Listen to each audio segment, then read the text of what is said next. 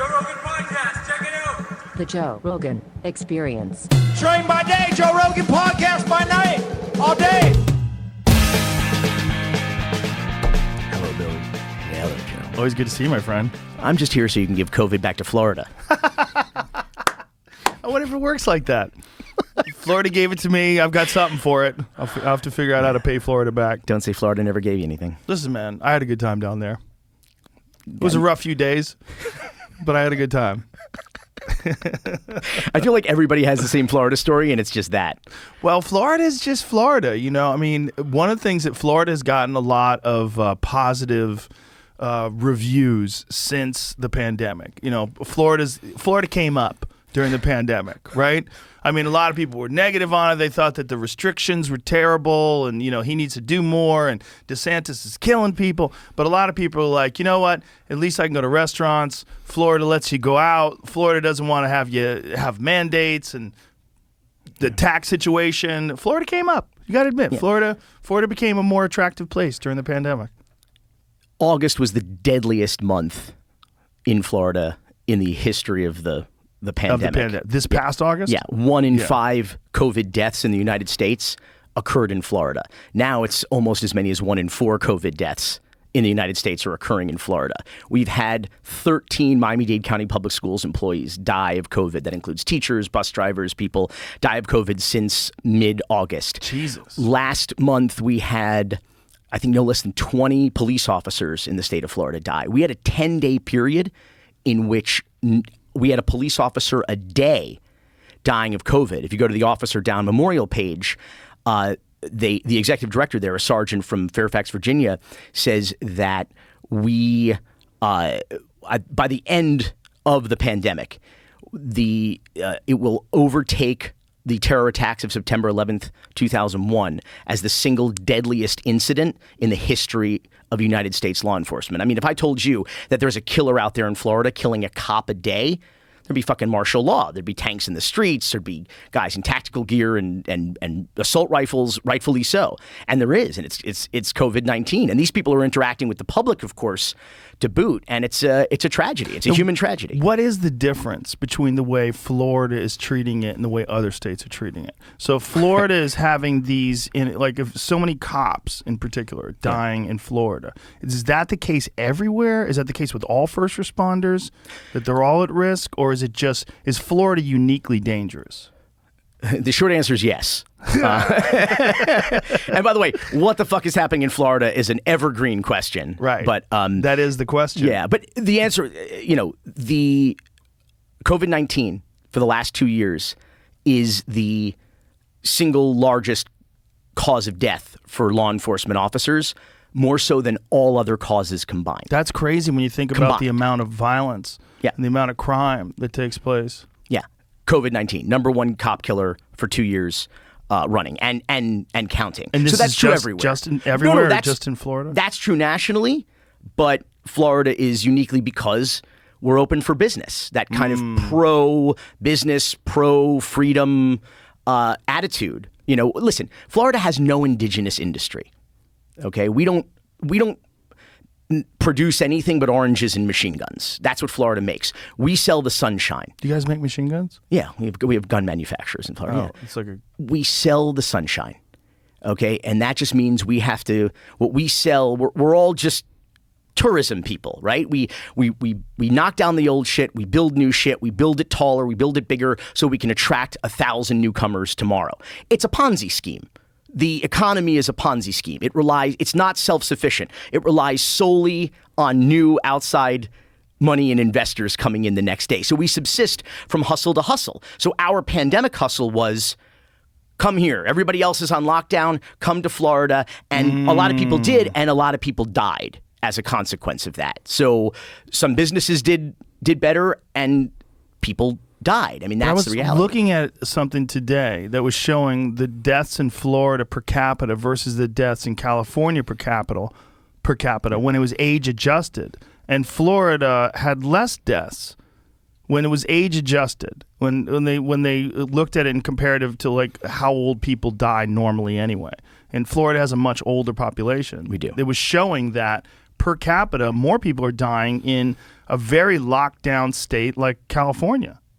Well, I think that I don't know that that's entirely age adjusted. It may be. Yeah, it's age accurate, adjusted. But I there's a 27-year-old police officer, a mother of a 2-year-old, 5-month-old. She died from COVID. Died from COVID. So and these are they getting bad treatment? I think they're. I think it's several things. Listen, treatment is no substitute for the vaccine. It's just not. Okay, people. The vaccine is helping people. It is helping people to. It's less likely they'll get infected. It's more likely they will survive. That just bears out. I think it's the vaccine hesitation is what I think it is. I think that that's the major cause, and it's particularly problematic when you have public-facing people like law enforcement officers who are interacting. Yeah. They could come to your window to write a traffic ticket, and that could be a death sentence. It's very unusual for a 27-year-old person with good health care, someone who's been taken care of, to die from COVID. Yes. It's very, very statistically unusual. And that is anecdotal. That's one example. So I'm not saying that is the rule. Did she have in pre-existing medical conditions and comorbidities? I have no idea, but let's be honest. Americans, by and large, are not in as good a shape as you're in. Like that's just we're walking, talking comorbidities. That's just the reality. But the truth is that there is a safe and effective and in fact free way to, because that's the thing too, is the treatment is not a pre-infection prophylaxis. It's something you do later. It's not something you do to avoid getting the virus. And here's the thing: once you have the virus, for some people that's a death sentence. It doesn't matter how you treat it. Wait a minute, stop. Yeah. I don't know if that's true. Because we don't know what they're doing. When you say it doesn't matter how you treat them, if they treat them with monoclonal antibodies in particular early on in their infection, which are available in Florida. Yeah, they're available everywhere. Yeah. It's shown to have an incredible rate. There's a recent study, Fauci actually talked about it. So 85% it keeps people from being hospitalized. Absolutely. And I don't begrudge anyone a cocktail or a kitchen sink approach once you get infected. You should try everything that you and your doctor want to do. You were saying for some people, if they get infected, there's nothing they can do. And I'm saying, I don't know if that's the case. I don't know if they're doing that. I think some people don't know what to do. And they're basically sent home and told to take Tylenol. If they have poor health care, they're getting bad advice and they're getting bad health care once they're infected. I think there's a lot of people who don't have access to quality health care. There's a lot of people that don't have access to health care, period. And there's a lot of people. If you're a cop, yes. I mean, that should be paramount. Yes. I mean, if you are interacting with the general public the way police officers are during a pandemic, they should have access to the best health care possible, especially if they're infected. I mean, if you're going to ask these people to protect you, you should absolutely protect them. Absolutely. Yeah. I mean, that's why I said it's a human tragedy. Yeah. What's happening. But I think that it starts with, listen, I'm a documentarian, so I'm a natural born skeptic, but I'm also pro-fact. Because what we do is cultural anthropologists, which is effectively what documentarians are, is we apply the scientific method, right? We make observations, we ask questions, we develop hypotheses, we collect data, we experiment, we analyze that data, and we draw conclusions with the best information we have at the time. I don't know how all of these police officers were treated. I know they died, and I know that many of them were not. In fact, statistically, most of them were not vaccinated. I don't have access to their private health information. I just know that the treatment is not a replacement for your ability to prophylactically prevent either being infected or being severely infected. Whether it's a replacement or not, we know for sure that being vaccinated can protect you. And it can protect you from hospitalization. Yeah. It can protect you from, the odds of you dying once vaccinated are much lower. We know all that. That's a fact. But we also know there are a lot of treatments available that are not being utilized for people once they get infected. Whether for whatever reason they have their vaccine hesitation, for whatever reason they don't want to do it, there's a lot of treatment that's available that's not discussed. And I think monoclonal antibodies are among the best. I just did it. I just got through it. When I got through it that quickly, I was like, oh, well, this can clearly be done. I mean, I'm 54, I'm not a spring chicken. And when I beat it that quick, I was like, okay, well, I'm not that unusual. I mean, I work out a lot, I eat really well, and I'm healthy. That helps tremendously, obviously, to have a resilient body. But also, there's treatments available that aren't being utilized or people aren't aware of or they're not getting access to. Some of those things treat symptoms, and some of those things are effective against the virus. That's Yes. the other thing as well. So the monoclonal antibodies have emergency use authorization by the FDA. I think that's because they are probably the most effective thing that's available right now. And again, I'm a natural-born skeptic, so I look at everything sideways. I've been testing negative for, a year and a half, and I have to think in Florida, that I came into contact with it, or I was sick and didn't know it. I was asymptomatic. I just, so I'm skeptical of these. Although in Florida, we literally have tents at the side of the road, COVID testing. So Really? maybe not necessarily the most reliable. How many places? This is so interesting to me. There's so many places for testing, but so few places for treatment. Wouldn't you think that they would set up places that could provide monoclonal antibodies? We do in made them Florida. publicly available, like really obvious. We have them. Do you make them real obvious? The governor has been on a promotional tour because one of his biggest donors, of course, is the guy who, the guy who runs the they company. do that in Texas as well. Yeah. It's great. And I just wish more people were aware of it. I wish more people listen. Right now, it is a pandemic, I believe, of the unvaccinated, which means that it's a pandemic of the uninformed and misinformed. And I think that, again, I think that people don't necessarily have access to the same information that you and I have. For example, you and I know that ivermectin there are doses for humans. It's not just a horse paste. But that's willful misinformation that they're distributing. They're doing that for some strange reason, and I don't know exactly why. But I don't know that it is. I think what happens is that people don't necessarily know that, so they're going down to their local racetrack or feed store. Listen, and CNN knows that. They Yes. know that the man who created it won the Nobel Prize for its use in humans in 2015. They know that it's used for yellow fever and dengue fever and has antiviral properties. They know that. They know that it's used for river blindness. They know that it's been used for over 40 years. They know that. So when they say horse paste, horse dewormer, they're not saying it because they want people to not take horse dewormer. They're saying it to ridicule this particular medication. I think they have an obligation to inform people that aren't informed, that are literally going down to feed stores, which, by the way, But that's not is what anecdotal. they're doing. Yeah, That's not what they're doing. I They're don't. talking about people who are taking the human drug and they're pretending they're taking horse dewormer. Here's the thing: it is not approved, and even the big pharma company Merck made $46 billion last year, who manufactures ivermectin. Even they say this is not a proven treatment for either to avoid the virus or to treat the virus. Whereas monoclonal antibodies, Regeneron, has emergency use authorization. But the reality is, first and foremost, You and I are not doctors, so if we're going to get real specific about this and we start pulling up links, this is going to be a long conversation about COVID and ivermectin. And I'm uniquely and unqualified to opine on I this. know a little bit about it because of my experiences with it and discussing with doctors, but it's not as cut and dry as anybody wants to pretend it is. And one of the reasons why Merck is talking about it is they're developing their own antiviral medication, and it's a generic now, which means anybody can make it. So ivermectin can literally be made by any pharmaceutical company. There's a lot of complicated shit behind the scenes, and as a skeptic, maybe you should look at it from that perspective as well. Because the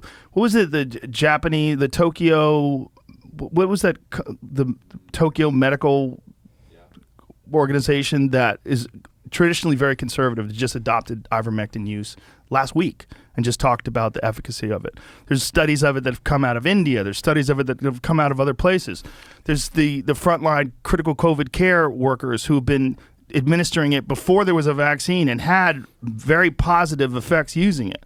It's very complicated, and I don't think we should just dismiss their work, particularly when we don't know that much about it. And last thing I am is dismissive. I think though it's important to deal in facts, it's important to say that there's a lot that we don't know. I think we've learned that a lot over There's the last a lot that we don't know, and there's a lot of bullshit years. going around. Yeah, but I think that we do know that there is a safe, effective, free, FDA-approved vaccine. We do know that. We know that in the event that you get the virus, which may be a breakthrough case, it might happen even if you have the vaccine, that there are monoclonal antibodies. There are good treatments that are also FDA emergency use authorized that you can get. I think that we know that 2 of the biggest studies on ivermectin have been withdrawn for all sorts of reasons and potential. I don't know if that's potential true. fuckery. There's a lot of studies on ivermectin. If you go to the Critical Care COVID Workers website, they detail. There's a long list of studies that they've shown ivermectin to be effective in preventing death and preventing hospitalization. And see, this is a thing where like you and I are arguing about some shit we don't really have expertise in. I think that that's absolutely true. Yeah. That's why Netflix publicist didn't want me to talk about it. Too late. But you went right into it, motherfucker. Look at you. Did I go right in? No, you asked went about Florida. right into I didn't it. go right into. Oh yeah, I asked you about Florida, and you went right into COVID deaths. Is that what happened? Yeah, you went into police officers and more people dying of COVID. Well, you asked me about the state's response to the pandemic. I was just going to talk to you about the preposterous nature of your state that you love so much.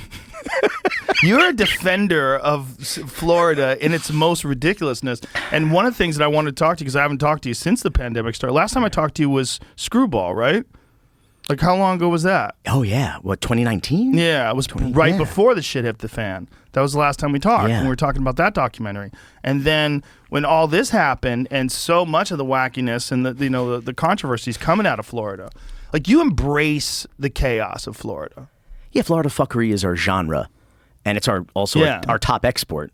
I think as well. It's really what we provide the rest of the. But for and you, COVID, I mean, look about how much your work is about Florida. The Cocaine Cowboys series, all the stuff on A-Rod, like all the there's so much of your work. The petrifying I'm a Florida native, and a lifelong Miamian, and I think the petrifying thing that I've learned through the years, and it's not my theory. T.D. Allman called Miami the city of the future, and effectively, the Florida of today is the America of tomorrow, and more importantly, the Miami of today. More specifically, the Miami of today is the America of tomorrow. So if you want to know what challenges we'll face or calamities will befall us as a nation in the years or even decades to come, you need only look at the canary in the coal mine, which is South Florida. Do you think that's because of it's very vulnerable to climate change, first of all, right? Like there's estimates about how long Miami can last. Yeah. They're not good. Yeah, they don't Grim. They think we got about 2 decades, right? Isn't that the current thought? I'm a renter. Let me put it to you that way. I've lived there my whole life. I don't own any property in Miami. It's probably a good move. I'm not bullish. It seems like it's going to go underwater, right? Yeah, it'll definitely be underwater. It's just a question of when. Because it's all like there, like the ground itself is very porous. Is that correct? Yeah, I mean, we have reclaimed wetlands. That's Miami Beach. That's where Champlain Towers is. Reclaimed wetlands. What does that mean? It was fucking mangroves. Swamps. Yeah, swamp. And that we reclaimed, which means we filled it in, and there's still porous limestone underneath that. Champlain Towers only had water coming at it from the front, the back, above, and below. But other than that, it was totally dry. This is the tower that collapsed. Collapsed, yeah. I mean, just battered. We're getting battered there. They were on that porous limestone? Yeah. That was, yeah, built on reclaimed wetlands. And so I'll tell you right now, as we speak, this is the king tides. You know what the king tides are? No. They happen every September, October, and November. Not the entire time, but there's like a week here, a weekend there for those 3 months. It is what we call sunny day flooding. So it has to do with the tides. It has to do with the distance between the sun and the moon and the earth, and it floods in the sunlight. We can get as much as 12 inches above the highest high tide of the year. So it's not from rain? It's not. Now, here's the problem. We're still in hurricane season, which means rain exacerbates it.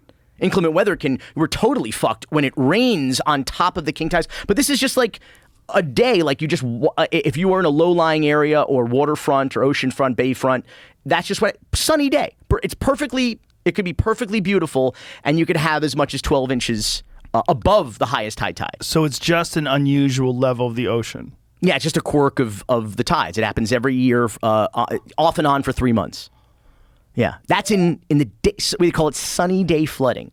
That's a thing that we have there. I mean, Miami, we make it rain, but we have sunny day flooding is a thing. And there's nothing they can do like New Orleans, like put up some sort of a wall, a dam. So the Army Corps of Engineers proposed a kind of futuristic, post-apocalyptic, after the flood, pre-flood kind of a wall. And Miami said, no gracias, no thank you.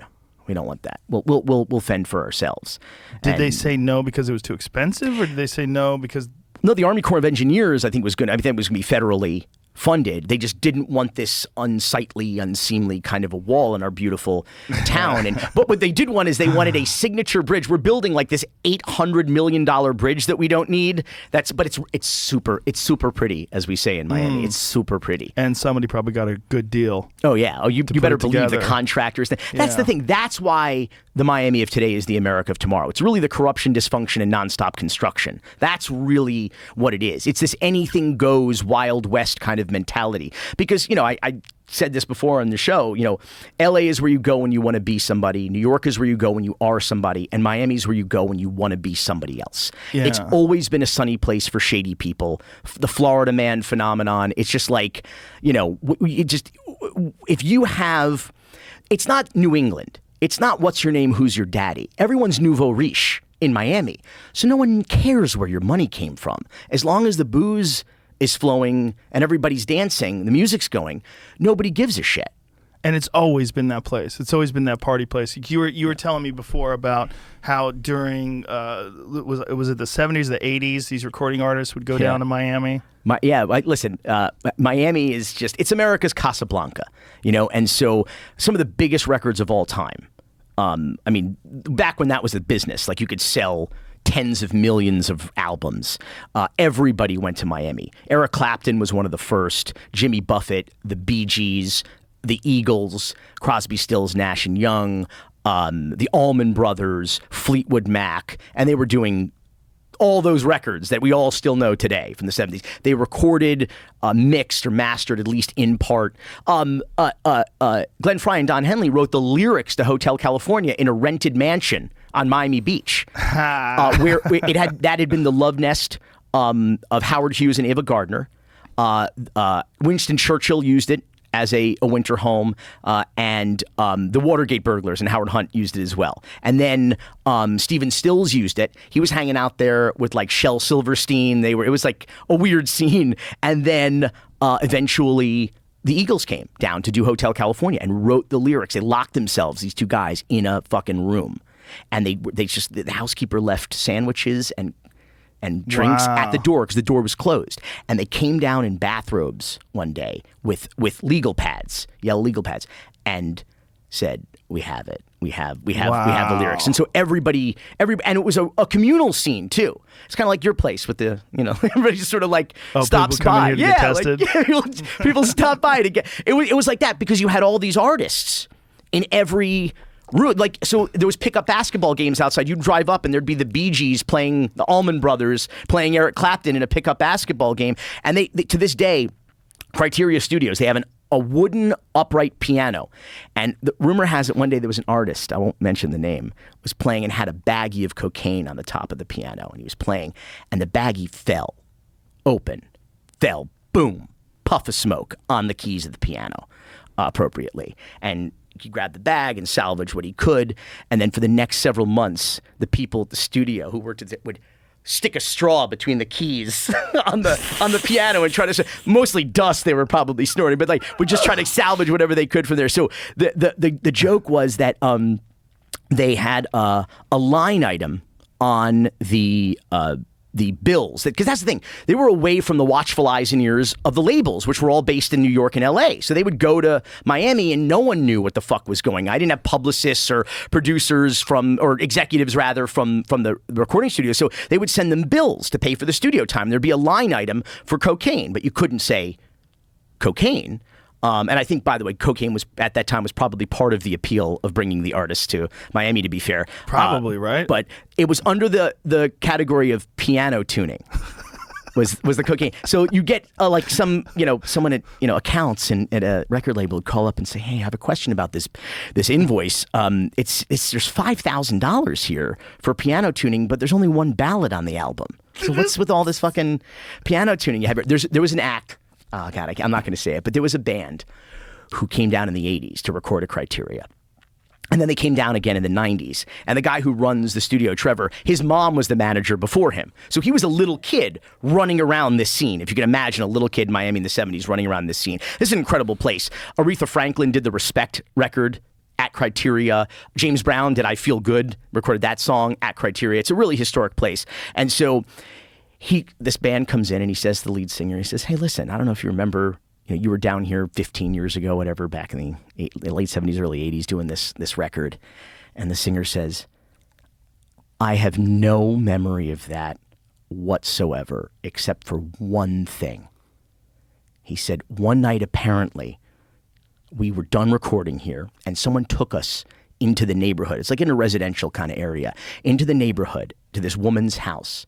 And she brought out a brick of cocaine, an entire kilo of cocaine. He said, I'd never seen that before. She put it down on the coffee table. We're sitting on the couch. She put it down on this is a big band. She put it down on the coffee table. She cut it open.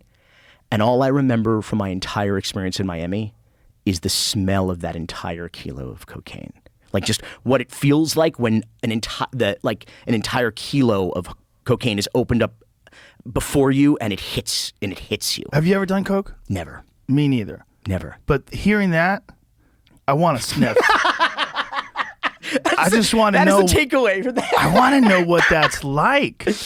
Can you imagine you or I doing cocaine? Oh my God, both of us wouldn't shut the fuck up. Imagine? It would be two of us together in a room with coke. They'd scrape us off the ceiling with a fucking shovel. They'd be like, hey, what's that up there?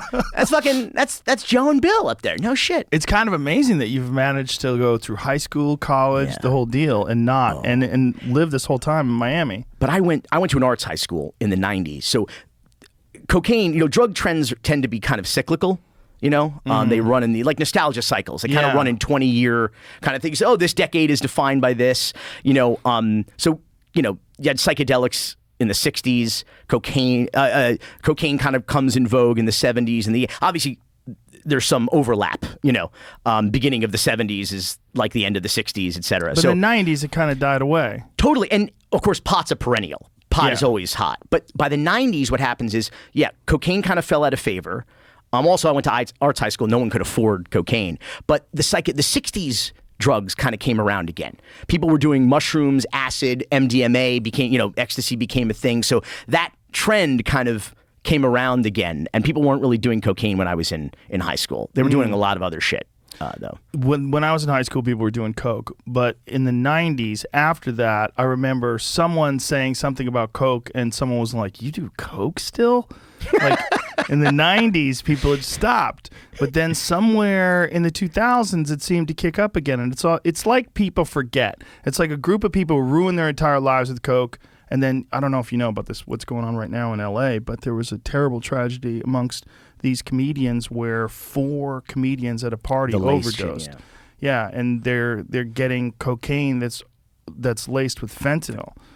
And one of them survived, and she's in the ICU now, and she started to talk again and text people and stuff, so she seems like she's going to make it. But 3 people died. Legalize it, regulate it. Yes. Yeah, who the fuck knows what you're getting? You get a pill or a baggie of powder from somebody in a club or whatever. Yeah. I mean, Stanhope wrote about it on his Instagram, was getting into it with people, but it's 100% true because then you would get actual cocaine, and actual cocaine you'd probably feel like shit in the morning, but you'd survive, and you would at least know, if we had this whiskey, you have a shot of whiskey, you know what it is. It's a shot of whiskey. We all know what it means. We know what that dose is. Right. We know what that's going to do to us.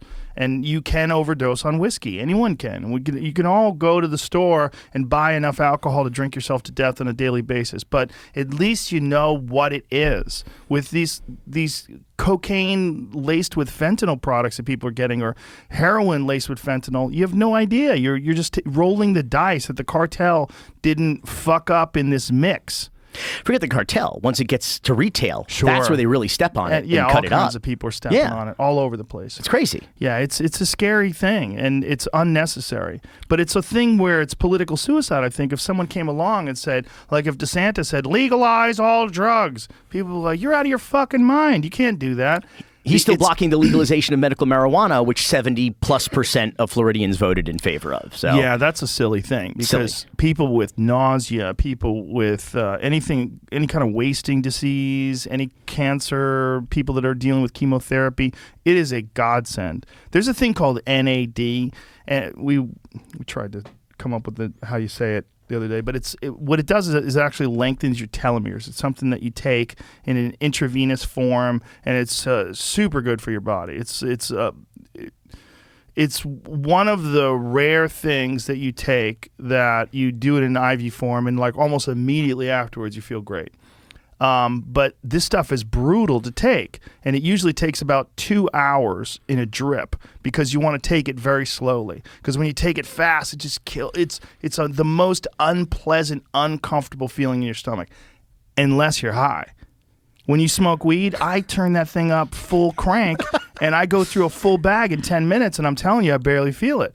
And when I was doing that, I was like, oh, well, this is probably the nausea-preventing aspect that chemo patients enjoy, and people people with AIDS, people that have a really hard time eating food, and there's something about marijuana and nausea. Honestly, I know that it's a medicine. You know that it's a medicine. I think most people, even who participate in the prohibition, which has been incidentally the deadliest thing about marijuana, has been the prohibition. Of course, it's with every drug. Yeah. You're boosting up organized crime. And but the point is, I also, when it comes to the legalization, I don't care that it has a medicinal purpose. Right. That whiskey does not have a medicinal, well, hot toddy when you have a little cold, maybe. There's no medicinal purpose. You do it for fun, and I don't give a shit. That's the autonomy. Right. That it's Of your body. course. It's not affecting other people, Right. and you want Of course. to enter into some sort of deal or contract with a certified marijuana dealer or a dispensary or cocaine dealer for that matter.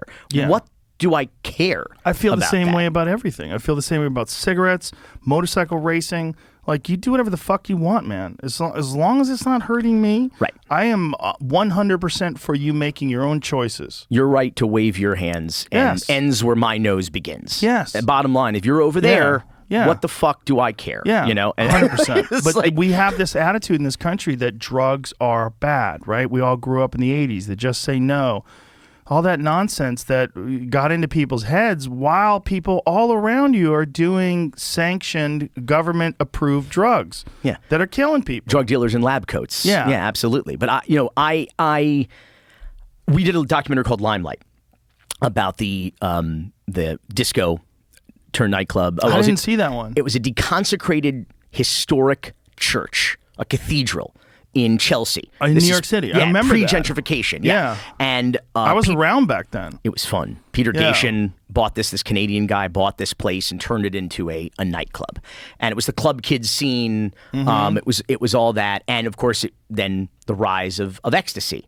And then what in this doc, we talk about how MDMA was a useful and effective tool that therapists were using to, particularly like marriage therapy. People open up. They got more honest. They got more, they told, it was like a truth serum, and got in touch with their feelings. And it was a viable, not only was it a viable medicine, but it was something that doctors were availing themselves of in treatment. And then the DEA suddenly and unilaterally classifies it as a controlled substance. And all of a sudden it went from potentially a viable, so this wasn't an act of Congress. This was an unelected bureaucratic organization who said, well, the war on drugs is kind of winding down. We need a new line item, right? We need a new budget. We need hundreds of millions of dollars to fight the scourge of this new party drug. The kids and the discos, it's killing the kids. And so they just suddenly created a new villain overnight, which costs us billions and ultimately trillions of dollars to fight, which was a very real drug. And when doctors are controlling it, administering it at a medical level, it's one thing. You got a bunch of guys making pills in their condos, Right, of course. like with the synthetic drugs, and who knows what the fuck is in that. You're paying somebody $20 for a pill on a dance floor. Well, at least MAPS has started to use MDMA therapy to help people with PTSD and traumatic brain injuries. And this is something that's going on right now, and there's federally approved studies. So because of the good work that MAPS has done in showing that a lot of these people with these traumatic experiences, people that have been assaulted, abused, sexual assault, they can have an amazing relief from MDMA therapy. And so because of that, we have a real good chance of reintroducing MDMA because of MAPS as a therapeutic use medicine, really, which is really what it is. I mean, obviously it's a party drug. Obviously it's great. It makes people feel good. But there's some amazing therapeutic uses for it, particularly for soldiers and, again, people with traumatic experiences. Litany of drugs that you can abuse, but legalize it, regulate it, tax it. I mean, it's the only, it's what's been so frustrating about the medical marijuana, it's just like, trek. It's just like, it's this never-ending saga in Florida, is that, like, I remember when I went, so I didn't smoke pot until I was, I was like 37 years old. How old are you now? Old. I'm 43. Oh. So I tried pot So when I met you, you had just started. I don't smoke it I tried it. When do you smoke it? Like, how often? Never. Never. I was in Colorado, and that's like, it's like going to Italy and not eating pasta. So you rarely smoke pot, is what you're saying? Yeah, I almost never smoke pot. And you do smoke pot sometimes. I do take like a gummy sometimes. I don't smoke it. Yeah. Like a 10 milligram, like a little one? I'm a lightweight. Yeah. Listen, 10 milligrams it's nice. It's a nice feeling. I don't know. I didn't care for it. I said to I remember I was in this pot church in Denver. That's always a bad place to be. Yeah. You don't want to be in public, dude. Yeah. Anytime someone sets up a pot church, you're like, who am I associating with? Well, I knew the guy. He was okay people, So you have wooden beads? He might have. But and like, I don't know. I'm high and I'm sitting in these pews. Right. And it's dark and and I'm just like, I don't like this. I said to my girlfriend, I wish I was drunk. And she's like, and we didn't, she never let me forget this. I said, this will never catch on. She'll never, I didn't remember saying that, but she said, this will never catch on. And then we went to Chick-fil-A. Ooh, game changer. Because hate tastes great. And we went hate tastes great. So we went to Chick-fil-A, and I got to tell you, I'm like, oh, I get it. Listen, Chick-fil-A is good without pot, but I was like, I get it. Even just the crunch of the chicken. For me, it was an ice cream sundae. I had an ice cream sundae. I was 30 years old.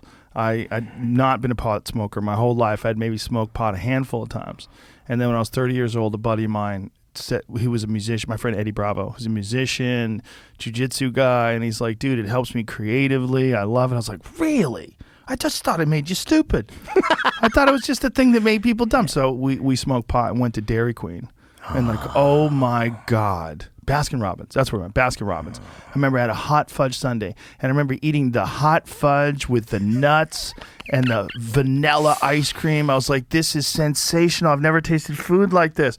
And I was like, I get it now. I get it. Yeah. It was the Chick-fil-A that made me, I was like, I understand crunch. It. But it kind of like, it's weird. It makes me feel like my head is kind of like closing in around my brain. I get this weird like pressure in my you get scared too. From it. I didn't get scared, but it's like I found it kind of like uncomfortable and annoying. I didn't like. I love to I like to drink. Did you try sex on it?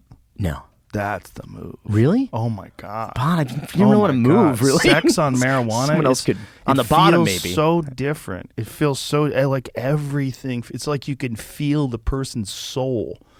It's wild. Really? Yeah, it's a complete game changer. Still with the gummies? Will that work with the gummies? Yeah, the gummies work. You have to realize that gummies is a different thing because THC is what happens when you smoke it. But when you eat it, it's processed by your liver and it produces 11-hydroxy metabolite. It's much more psychoactive. It's like 4 to 5 times more psychoactive than THC. So it's way more powerful. That's why a lot of people, when they eat marijuana, they think they got dosed because it is essentially a psychedelic. And when you take high dose edibles, high dose edibles with an isolation tank is as wild as any mushroom trip I've ever done.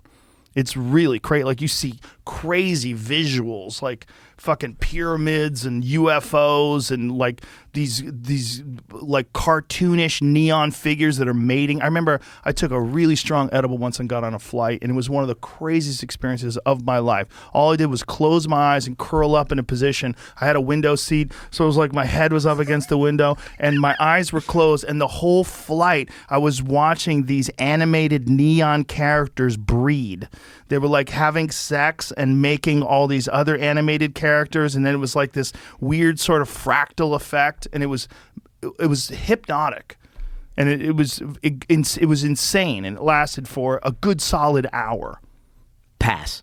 Yeah, man, it'll freak you the fuck out. Do you write when you're high? Like, yes. You write jokes and Yeah.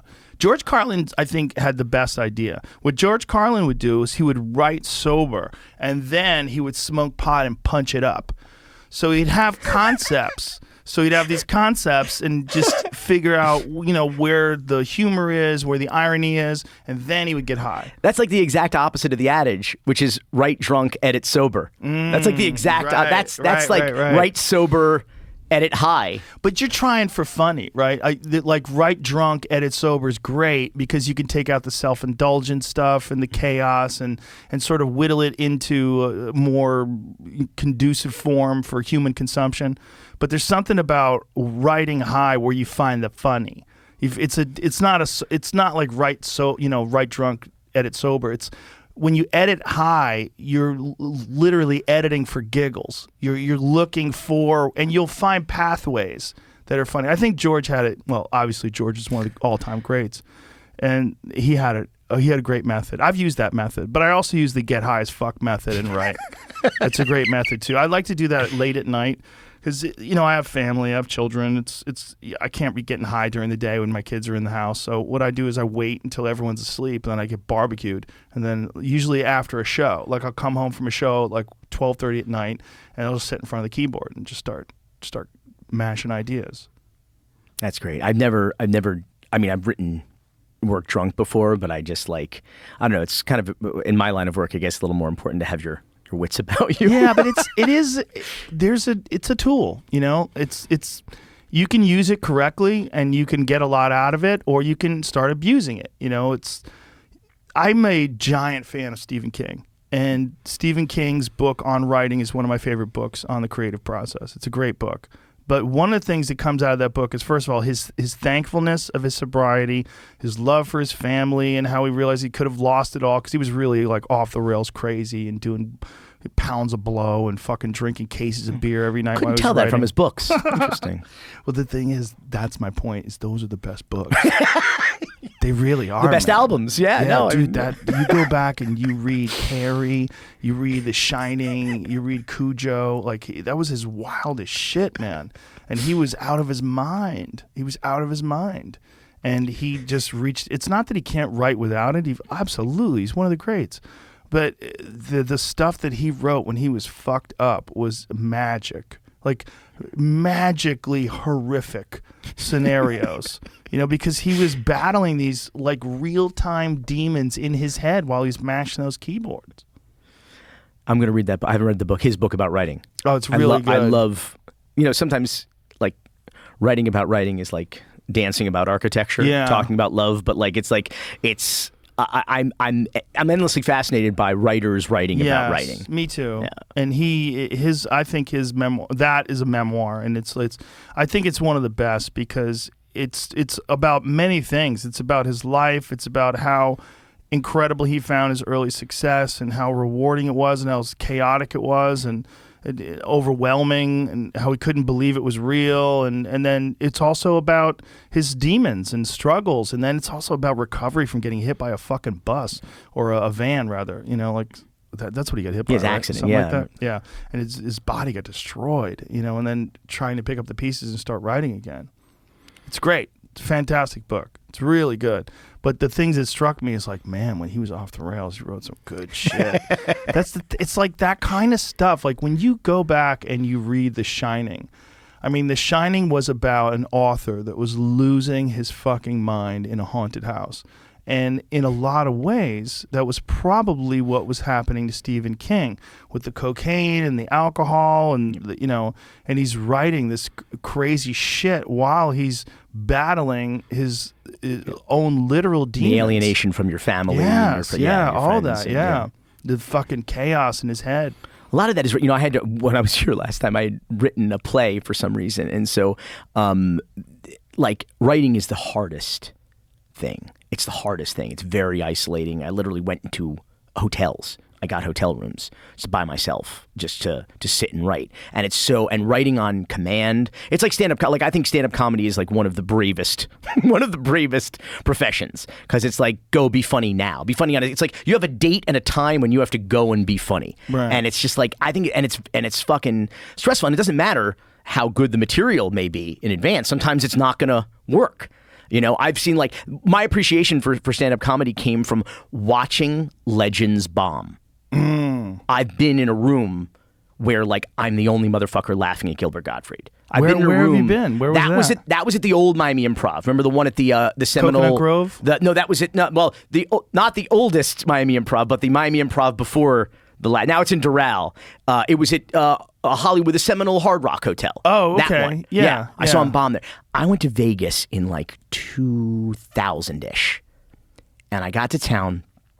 Oh, my girl at the time, and I saw Carlin's name on a marquee, and I was like, well, that settles that. Right.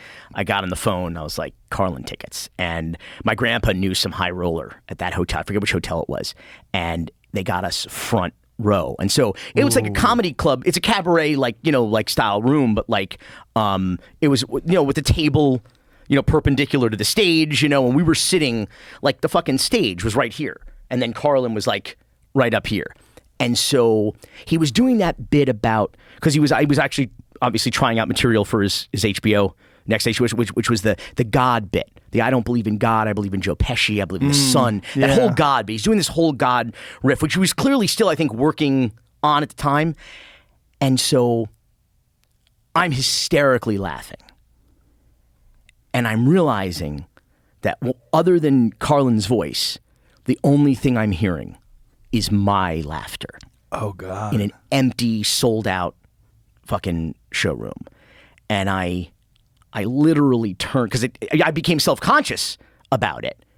And I turn around, as you imagine this shot from my POV, I kind of pan the room, and I look at these people, these just good God-fearing Americans who just were not about Carlin dissing the big guy or the big girl, and they're just stone. It's like the audience of The Producers watching Springtime for Hitler. They're just fucking appalled.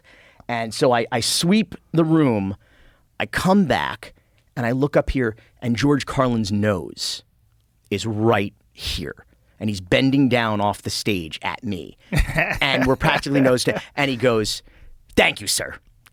And then walk, because I'm the only motherfucker laughing in the room. He goes, "Thank you, sir," and then stalks back off the stage. And I was just like, wow, oh my God. And I watched George Carlin bomb, and one of the funniest human beings to ever exist in this universe, and probably one of the smartest human beings as well, I'd say. And just was an added bonus that he was so fucking funny. And I saw Carlin bomb in New Hampshire in 1988 or 89, somewhere around then. He went through a rough patch where I don't know what was going on, but I was a big fan of his before this, and then during this there was a few albums I remember, because George would put out an HBO special every year, and what he would do differently than other comedians is he would write it all out, and then he would bring legal paper on stage, and he would have the script for what he was doing, and he had no problem having the notes on a stool, and he would go over it. And he had this one routine that he was trying to close with, and it just was bombing. And it was basically fuck everything. It was fuck Israel, fuck comedy clubs, fuck God, fuck the church. It was like he was going through this whole thing, and it just wasn't working. It just didn't resonate. And I remember thinking, wow, this is weird. I'm watching, because I brought my roommates, and my roommates were kind of unsophisticated at the time, to put it mildly. And they're like, "What is this? This is fucking terrible." And we drove all the way to New Hampshire to watch George Carlin bomb. I feel like that's always the way when you recommend somebody like to watch something or see a show. It's always the worst episode that's going to be on because they're like you have no taste. Like, well, this is when I was just either thinking about doing stand-up or starting to do stand-up. It was in that range. So I was an evangelist. I was like, you got to see this guy. Oh my God, Dom Herrera is the funniest guy that's ever lived. Come see this guy with me. So I was dragging my friends with me to these comedy clubs, and some of them were brutes. Some of my friends that I knew at the time from my martial arts days were crazy people. And they had, no artistic sophistication whatsoever. You had to beat them over the head with the jokes or they weren't going to get it. And there was a lot of value in that, too, because you get to watch comedy from people that with people that were not comedy fans. I got to see, how, sort of subtle stuff just didn't hit them at all. Ironic stuff. It was interesting to see, but I'd taken them to see everybody. And when I took them all the way to fucking New Hampshire to see George Carlin, he bombed. Dom Herrera requires a sophisticated palate. Dom Herrera. I love Dom Herrera. He's one of the all-time greats. He's such a... Have you ever met him? I have. He's awesome. Yeah. He's such a great guy. He's so fucking funny, too. And he's a guy that, never stopped working on his act. And as opposed to some comics got to this point where as they got older, they just never wrote anymore. They sort of relied on their old material or they relied on their reputation. Dom Herrera was always in the trenches, still is. I was really lucky. For a while, I would appear whenever I was in Miami in town at home. I would go on this show, the Paul and Young Ron show on the I know radio. Those guys. Yeah. And so Ron's gone. He retired, but Paul Castranova's still there, and he would have me on the show every Friday to talk about whatever movies were coming out that weekend or just talk shit. And that was, of course, the day when the stand-ups were promoting their weekends at the Improv. And so I'd wind up with just the coolest people in a studio. And what I found, which was really cool, is that because that was time-wise, that was the dawn of Netflix streaming. And so all these comics on the road were all I do is sit in the hotel or in the apartment and I watch Netflix streaming. And so a lot of them had been exposed to my work, and it turned out I'm big fans of theirs and they're big fans. It's kind of the fun thing about this business, the entertainment. It's you don't know who your fans are. And some of them are much cool. Me, rest assured, much cooler than I am. I wound up in Janet Jackson's mansion one time in Miami Beach because she summoned us to the mansion. Summoned? How did she do that? Did she have a horn? To an agent. Oh. Yes, it's a shofar, really. And so we got a call from an agent who was a mutual friend. And who said, Janet is in town. She's renting a mansion on Lagorce Island. God, that's so wild. Lagorce Island is where Sal Magluta from Cocaine Cowboys, the Kings of Miami, rented a mansion as well. So that's how I knew Lagorce. I'm like, fucking Sal Magluta's mansion? Rental mansion? So she said, she's here recording an album. She wants to meet you. She's a huge fan. And I was like, did she think you were the guy from the Smashing Pumpkins? Yeah, I was like, who does she? Did she? I'm the guy. I'm the one with the hair. Does she know that? I'm not Billy Corgan, and who incidentally has @Billy on Twitter. Was he a fucking investor in Twitter? How did he got @Billy? I don't know. Billy's smart. So what happens is when people want to tweet at him, they go @BillyCOR. And my name, I guess, autofills because they go right past @Billy, which he has @Billy, and so I get all kinds of. When they're upset at how he treated Daisy on wrestling on Sunday or weird. I'm like, what the fuck is going on? You're so mean to Daisy. I'm like, what the fuck is happening? Why? Who do you think hilarious. I am? We get, so Janet wants to meet you. And so we come to this mansion. We're sitting with her manager at the time. It was this great big hilarious dude. And we're just chilling on the couch. And all of a sudden he looks up and all of a sudden at the top of the stairway, a vision. Janet Jackson, she's in this beautiful muumuu. It's I don't know. It's just seeing a Nefertiti, fucking royalty, Cleopatra appear at that. We're just all just there's the angels are singing and she's beautiful and so and she descends the staircase. And we're just this is incredible. And she sits down, and she is just the sweetest, most casual, down to earth person, and she goes into this story. She's like. One morning, my phone rings. It's 4 o'clock in the morning, and it's Jermaine. Dupree, not Jackson, her brother. She was dating Jermaine Dupree at the time. And she said, and I said, baby, is everything okay? He says, yes, I'm coming over right now. There's something you need to see. And she goes, okay, it's 4:00 in the morning.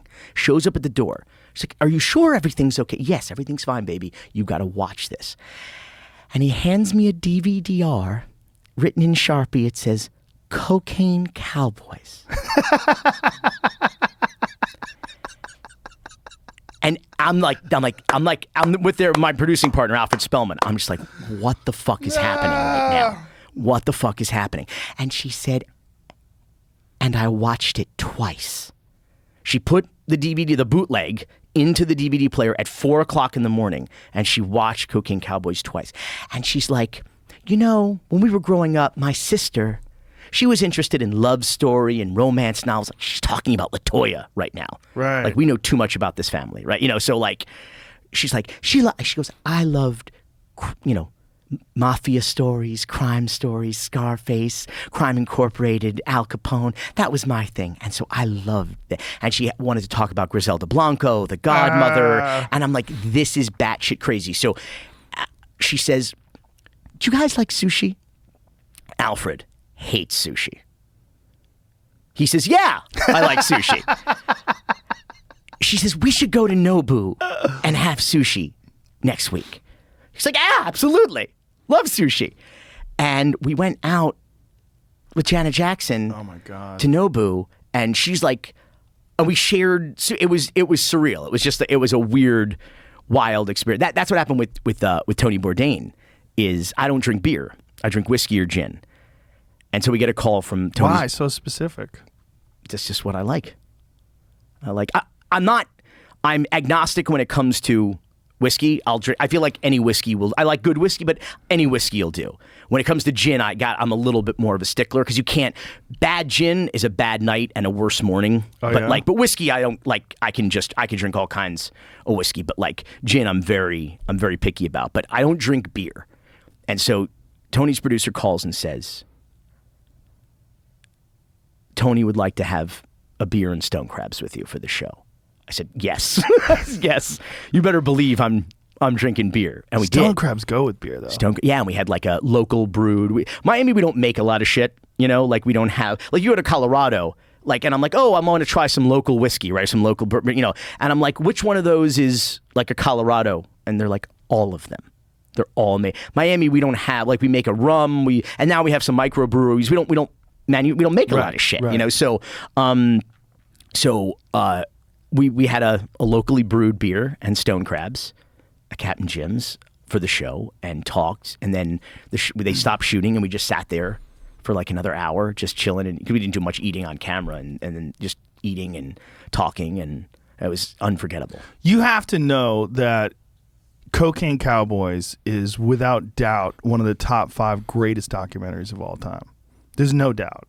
That's very nice of you. Thank you. I've seen hundreds of documentaries. I've never seen a documentary as many times in a row as I've seen Cocaine Cowboys. You and Janet Jackson. Yeah. So many times I've had people over the house, and I was like, dude, you got to fucking watch this. And just looking over at my friends 20 minutes in, where they're like, I'm like, bro, it gets crazier. It gets crazier. And there's a part 2. It does. You're right. It does get crazier, actually. Yeah, it really does. And now, I guess we should talk about this. We have a fucking whole series on Netflix now. How many episodes is this? 6. I'm only 2 in. I'm 2 in now. But goddamn, it's good. It's like all your shit, man. It gets better. Oh, I can only imagine. It is a fucking amazing how many insane stories have come out of this one part of the country.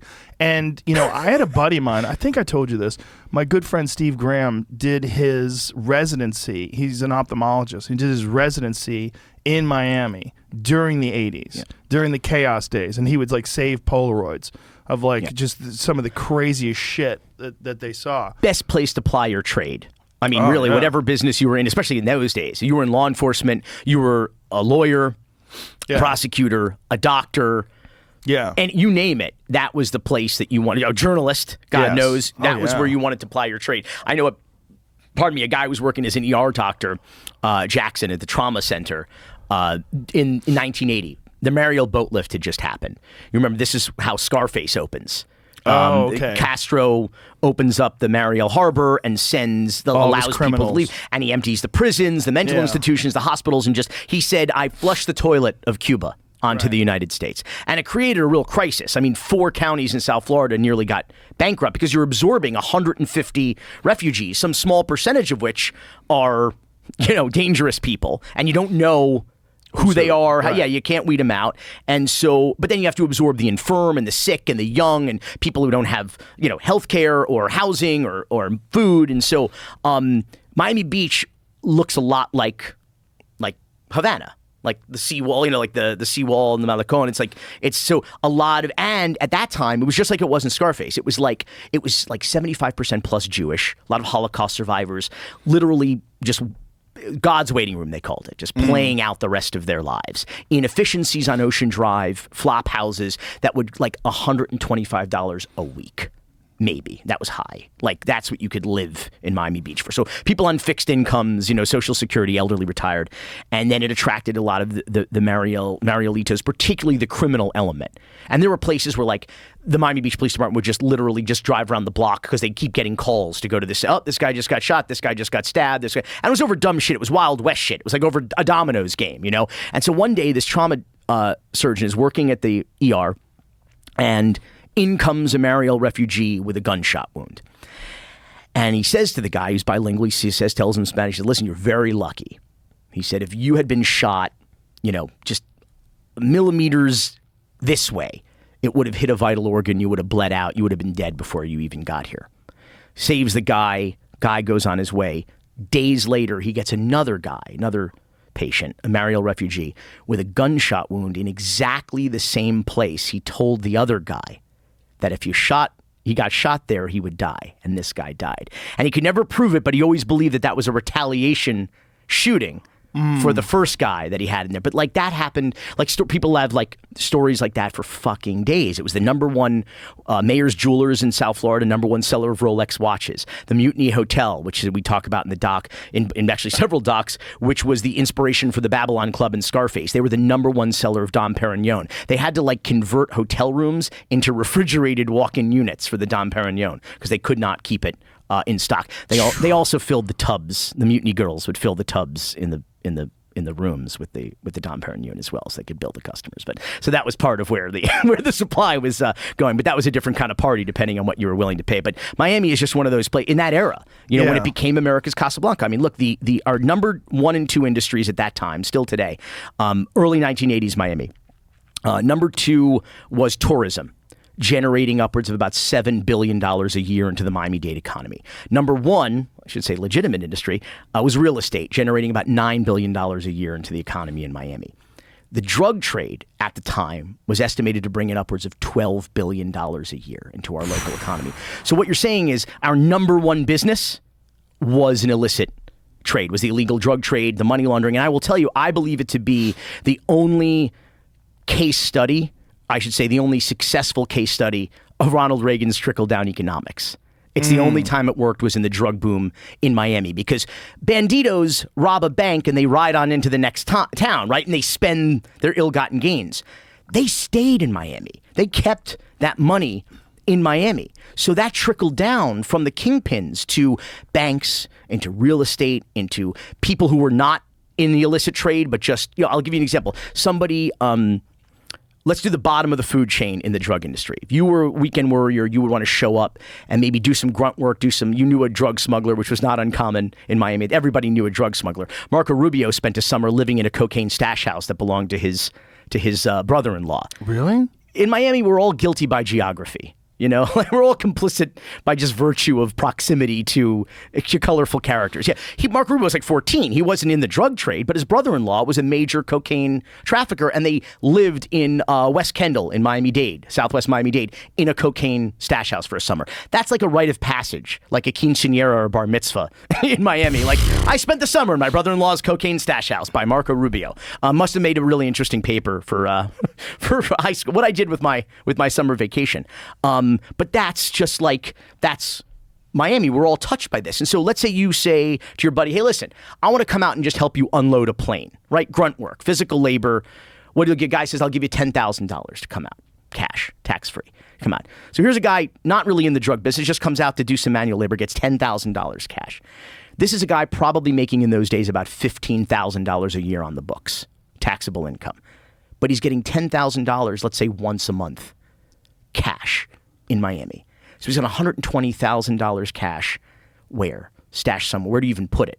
Cash became like a real liability because it's so bulky and annoying. People are putting it in walls and burying it, and banks are charging you a vig to deposit cash because they had no fucking place to put it. And so, but you have $120,000, so people spent it. It went into everything. And that was the thing. If you weren't addicted to cocaine in Miami, you were addicted to that money. And that's the legacy too, is that hustle, is the tech hub hustle. It's just the new cocaine. It's just the new Hollywood East. Never happened. It's just the new modern art hub. Never happened. It's a hustle. We have to subsist that way because we don't have any other industry. Well, it's the center of flossing in the country, right? If you think about people that are just driving Lamborghinis and wearing giant rope chains, you think about Miami. Like the culture is so flashy. Fake it to make it. But it's fake it to make it, but it's also people that have it and want you to know. It's all those things, right? Yeah, but that's like some nouveau riche business. That's what I said. Yeah. People from money don't necessarily behave. No. They usually don't want you to know that they Right. have money. It makes them vulnerable. It makes them targets, Right. And so if you're rich, you don't tell people you're rich. Yes. If you're smart, you don't tell people you're smart. I knew this guy his family was insanely like generational wealth, and they got mad at him when he bought a Porsche. They got mad at him. They're like, "What are you driving? What are you doing with this fucking thing?" He's like, "It's a nice car." They're like, "You fucking idiot." Like, they wanted, like, everybody shut the fuck up because they were billionaires. They wanted, like, shut the fuck up. I think about De Niro and Goodfellas when you say that. Right. The woman with the guy the who wife bought the with cat. the Yes, the fucking, fur get that coat. fucking take that back. Yes, exactly. Like, keep it on the DL, man. But Miami is, like, just universally known for being, like, the flashiest place in the country. I don't think there's a flashier place.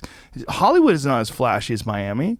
Not even close. No, and it's like where people come from Hollywood also to be that ostentatious. Right. Yeah, it's to get crazy. Yeah, it's a baller economy. It's like that's what it is. I mean, Someone told me there's more banks per capita in Miami than any other major metropolitan city. that was definitely true at one time, and we had probably more international branches. Like branches of foreign banks, And that it was as well. all about processing cocaine money. That was the reason why there were so many banks there. Yeah, I mean, listen, it's not a coincidence that we're now like a Bitcoin hub. Right. It's like, Crypto Cowboys will probably be my next documentary at this rate. I mean, listen,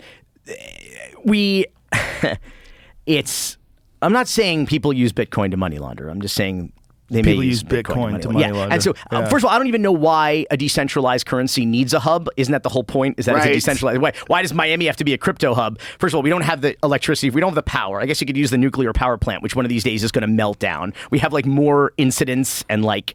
Oh, is it a bad power plant? It's not.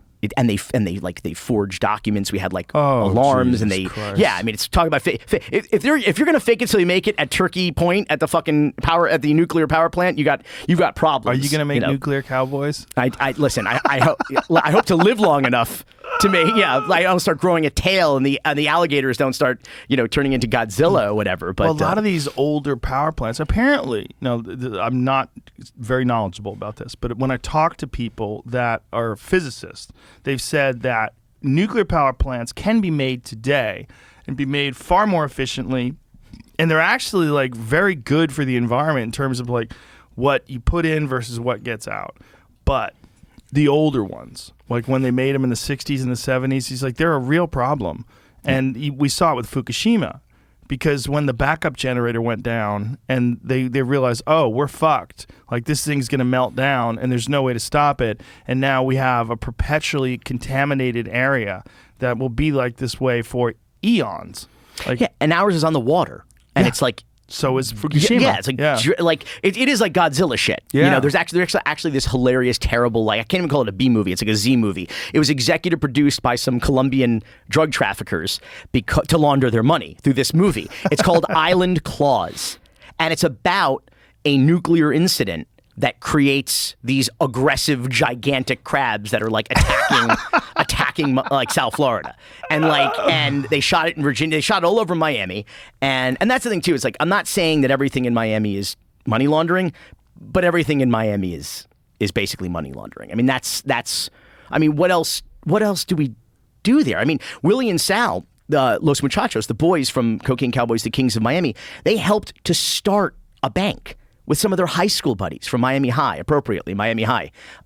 They helped start a bank expressly for the purpose of drug money laundering. Sunshine State Bank. It was a drug money laundering bank. Everybody knew it. It was expressly for that purpose. And and they had a guy, this is funny, this is from a deleted scene. They had a guy, an attorney, named Juan Acosta.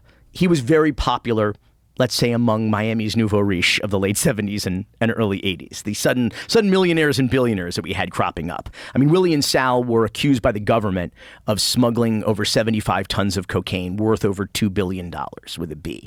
And that was only what the government thought they knew about. So you can imagine, their co-conspirators said, one of them says in the documentary, I think it was more like 175 tons. These guys spent $25 million on their defense in their first trial. So holy shit! Talk about a dream team. They put OJ Did they to get shame. off?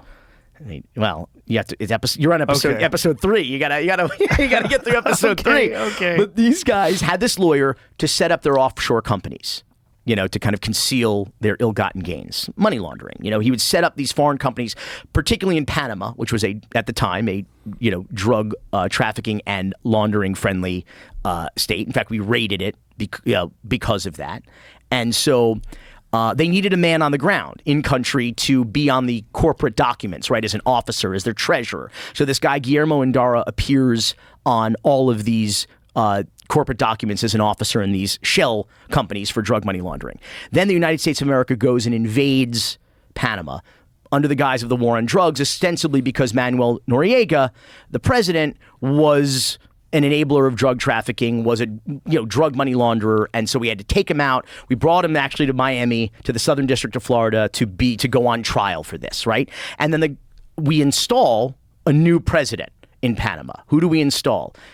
Guillermo Endara, the drug money launderer, who was listed in the documents of all these cocaine traffickers. Oh my God. Who was their money launderer in Panama. The United States makes him the president of Panama. Jesus That's a deleted Christ. scene, by the way, from our documentary. Why? Yeah, Why'd you delete that? If you go to Netflix's YouTube page, you can see it there. But why'd you take that out? Listen, I should have called this, instead of Kings of Miami, we could call it Cocaine Cowboys. We've got hours of this shit. I mean, because there's no and all the crazy shit that's in the movie. And some people listen. I say that's tantamount to malpractice, cutting that out of the documentary. But you just have to. It's just time. You just have to, and you're crafting a thing. Listen, the pressure of building a 6-part thing. You need. Listen, I'm always looking for the button. Right. I'm doing an interview with someone. What's the last line? Right, you want to leave them on a high. Right. What's the last line? What's the last line? Here, I need 6 of them. Right. Buttons, cliffhangers, some way to get people. I take that seriously, but I think we've all seen documentary series that were 8 hours or 10 hours and should have been 3 or 4. For sure. The Cecil Hotel one that they did. I'm not going to name names. Yeah, but, there's been a few of those where you go, oh, I see what you're doing here. You got contracted to do 4 of these, and you really should have done 1. Right. And so they're being a little bit more. The buyers are being more vigilant about that, because there was a moment where it was like, because the first Cocaine Cowboys documentary was 4 hours long, and then I had to cut it down because there was no market. But there was make it 4 hours. Again. I did Cocaine Cowboys Reloaded in 2014, which is 2.5 hours. If you've never seen that, and it's 60% new material. Well, have you ever thought about going back and making a director's cut with the 4 hours and doing it with Netflix or something along those lines? It's basically what Reloaded is more or less, because it also was structurally different. I think we found a better way to build it. But what's really weird about this is that Cocaine Cowboys, the Kings of Miami, we've been working on it for 12 years. So basically, when I first met you, I was already well underway on this project, because even though it's the 4th release in the franchise, we'll call it, it was the first story that we wanted to tell. How many people you have working for you on these things? Like with you on the court, like Yeah. you like regular, Producers, like permanently. editors. Oh, we're a boutique operation. We make everything by hand. You know, like my editors call me a frame fucker. Like they said, Billy, stop frame fucking, stop. Because I'll watch and I'll be like, no, it just like every little frame. You know, That's why it's so good though, man. I It's- have to think that's why your work's so good. scrapes years off the end of my life. I'm sure it does, man. But I'm telling you, it's very, very appreciated on my end. Thank you. When I watch your stuff, you can tell it's like you don't half-ass anything. It's so compelling. Your stuff is all so good. Thank you. It's the ones that I feel click, like that I know are like going to work, because you don't always know. You come in with the best of intentions, and after you work on something for 12 years, you can't see the forest for the trees. I mean, Right. Yeah, you I'm don't sure. know, you know, and so you do your best, and then you just send it out into the world. And listen, it's not up to me. I always say the measure of a successful filmmaker is not money or critical acclaim or awards. It's that you get to work again. You know, so Right. like so I serve at the pleasure of an audience, and if we Yeah. get the eyeballs, and we get to make another one. And so with this one, when they start to, I know this sounds weird, but like when they start to sing to me is when I know they work. I think some of our best documentaries are musicals. Like they sing, they just move. So my composer on this, Carlos Jose Alvarez, actually the soundtrack drops on Spotify and all the streaming services finally. It's amazing. And I said to him, listen, I want it all rooted in Afro-Cuban beats and rhythms and salsa music. Like, I don't care if it's a suspense scene or an action scene. I want it all to feel like, be unapologetically Miami, you know, and Cuban American. And just, I wanted to sweat that. I said, I want you to picture this. Somebody sitting in bed, you know, their feet, and then this is my feet. I'm sitting in bed watching this documentary for fucking 6 hours. There's 4.5 hours, 6 parts. I want their foot to be tapping the entire time. Just keep time, you know, just like keep the rhythm, like let there be like, and that's the thing when it's like a show, like you want there to be a rhythm and a cadence and you want the audience to fall into that, right? I mean, I don't take the audience's time for granted. Okay, we have a finite amount of time between now and the day we die. If you're going to give me 4.5 hours of that, I'm going to entertain you.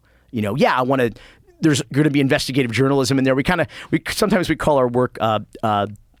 Buddy Todd calls it a Trojan horse.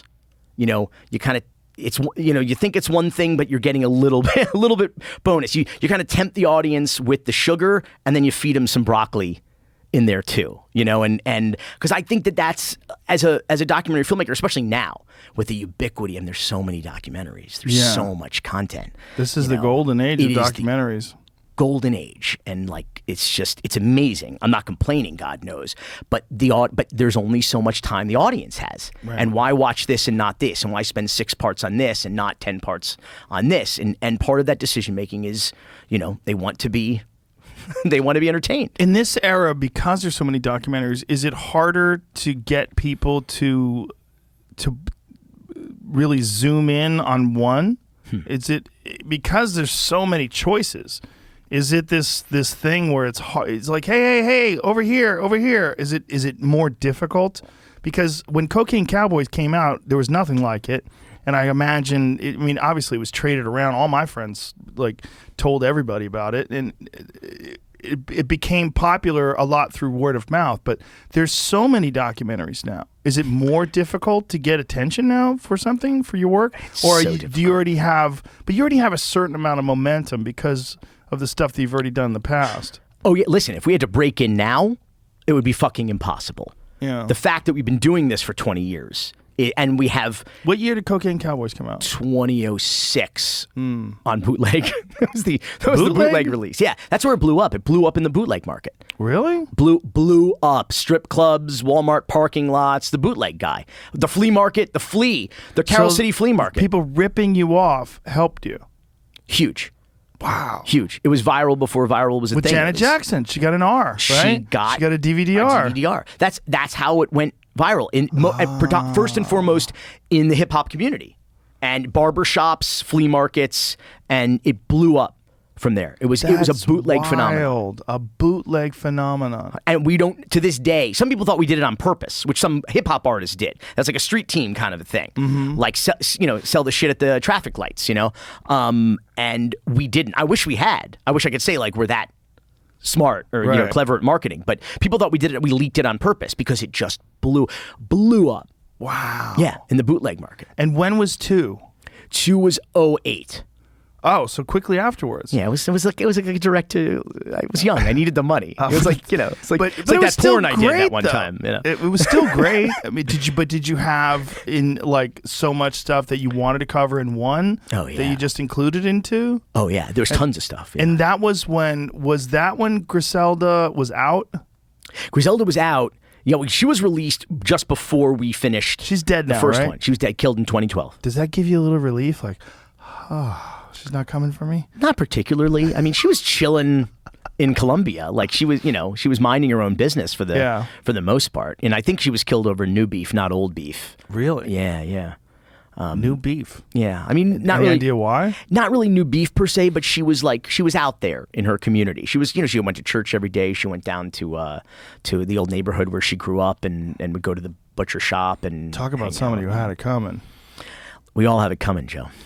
But that lady had it coming. Like, Jesus. If you believe in karma, and she was actually, she was killed by a motorcycle assassin, which one guy in the front driving, one guy in the back with a automatic or semi-automatic weapon, and that was actually a methodology that she is credited with importing from Colombia to the United States. Oh, wow. That kind of helped turn Miami into that cocaine Cowboys Wild West time in the 80s, and and so she would. That's you know what they say: live by the motorcycle assassin, die by the motorcycle assassin. Yeah. That lady is a particularly powerful example of what's possible when people start selling cocaine and making millions of dollars and develop that sort of psychopathic, murderous, advancement at any cost mentality. Well, you're also a woman in a cocaine Cowboys, BOYS, in a man's in a hyper masculine world, and you're in a trade where it was a consignment business. And back in Miami at that time, kilos were going for as much as $50,000. So you give someone, if she's a wholesaler, gives you 4 kilos, says go out and sell them. And in 2 weeks, or how much time you need? 2 weeks? Great. Bring me back $200,000. Well, if at the end of those 2 weeks they don't have your $200,000, you don't file a lawsuit, you have to enforce your trade. So she was known for being uniquely brutal in her enforcement, and they credited her with upwards of 200 homicides between Miami, Colombia, New York, and California. Jesus. I guess if you're a woman and they don't take you seriously, you have to be particularly ruthless. Yeah. She certainly was. Yeah, and probably a little bit of getting high on her own supply there at the, Oh my end. God. Well, it's a business that, if you're doing that, I mean, and it's so crazy in the first place that you're making so much money off of this illegal stuff that everybody wants.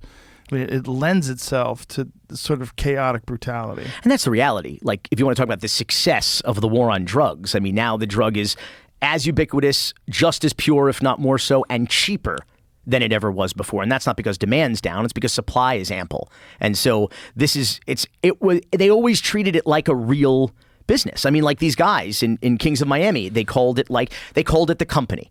You work for the company. They had a headquarters. They had an opera. They had ledgers. They had books. They had records, which turn out to bite them in the ass in the end. Spoiler alert. No, you're not there yet. But but like meticulous records, and they treated it like a Fortune 500 company. They were CEOs of this multi-billion-dollar multinational corporation. Import, export, importing cocaine, exporting cash. Has anybody done it where they've kind of stayed under the radar? Like, has anybody ever done it successfully, where they made a shitload of money, but did it all wisely, lived small, and got the fuck out of Dodge? Absolutely. Happened in Colombia, happened in Miami. There are people who, but their careers were not long, and they were not as lucrative, because that's the thing that makes Willie and Sal so unique, is that the average career, I would guesstimate, in the United States for a cocaine trafficker in that time period was not more than 5 years.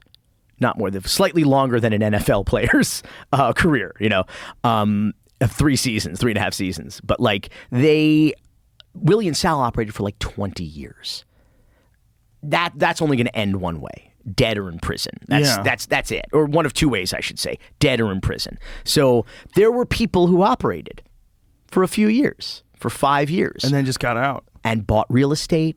Wow. Got into legitimate businesses. Some went to jail, but still came out with a little bit of that money to then reinvest in a Medicare fraud operation or some new business. How many bags of cash do you think are still buried in backyards all throughout Miami?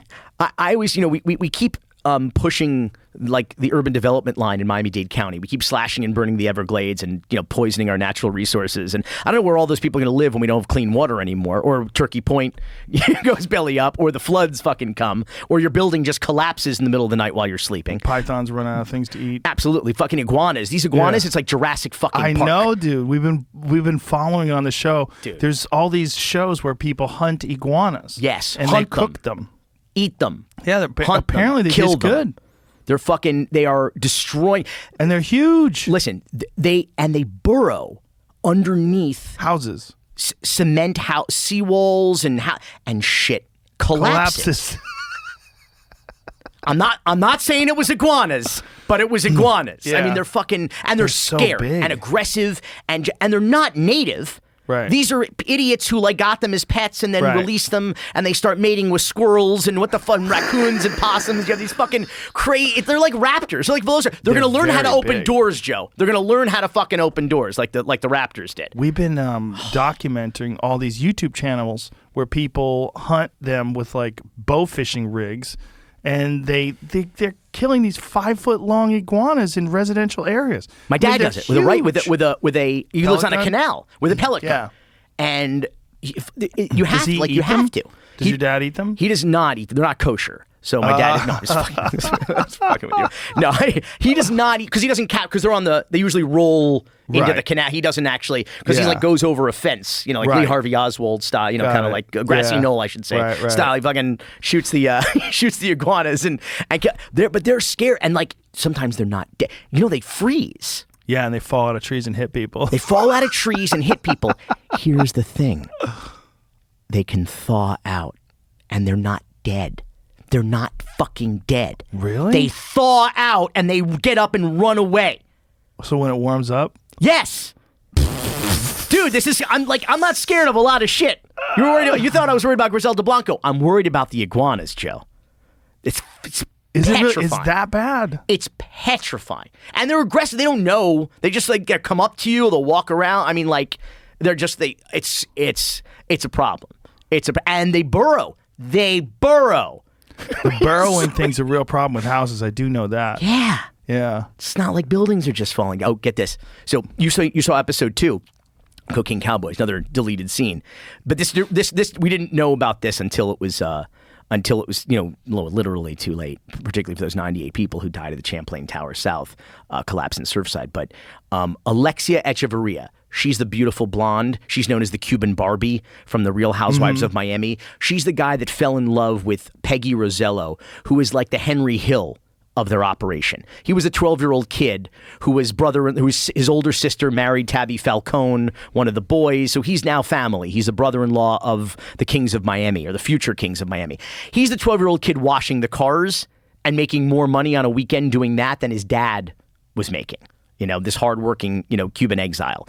But his kids surrounded by these, at the time, kind of lower-end drug dealers who are about to blow up, but they're giving him $100, $200 cash to wash a car. And so he grows up steeped in that. He has this sort of you grow up, Miami, like I said, we're guilty by geography. If you grow up in that time and place, people were becoming millionaires overnight. You must, that's the American dream to you. You're like, oh, the streets are paved with gold. This is the opportunity I'm talking about. And there was kind of a warped idea, I think, of what all that was.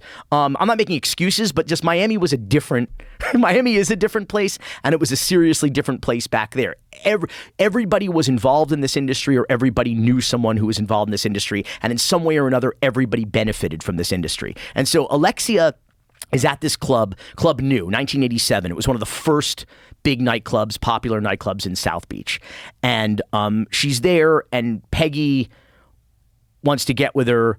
Jose Canseco is in VIP. He wants to get with her because Miami. That's the most 1987 Miami thing you can imagine. VIP at this nightclub, and you're in a love triangle with a drug dealer and Jose Canseco. She didn't know he was a drug dealer yet, but they wind up she winds up hooking up with Peggy, and she starts hanging out at for the first time at his apartment on the ocean. Beautiful, like blinged out place on the 5th floor of this luxury condo, and they hang out at the beach and they're swimming, and then they go to bed, and in the middle of the night, 2:00 in the morning, he gets a call, and he says, "Yo, I got to split, but you could stay here." And she's like, she thought for sure he's got a wife, he's got a girlfriend. I'm not going to fucking chill here with this guy. Fuck this.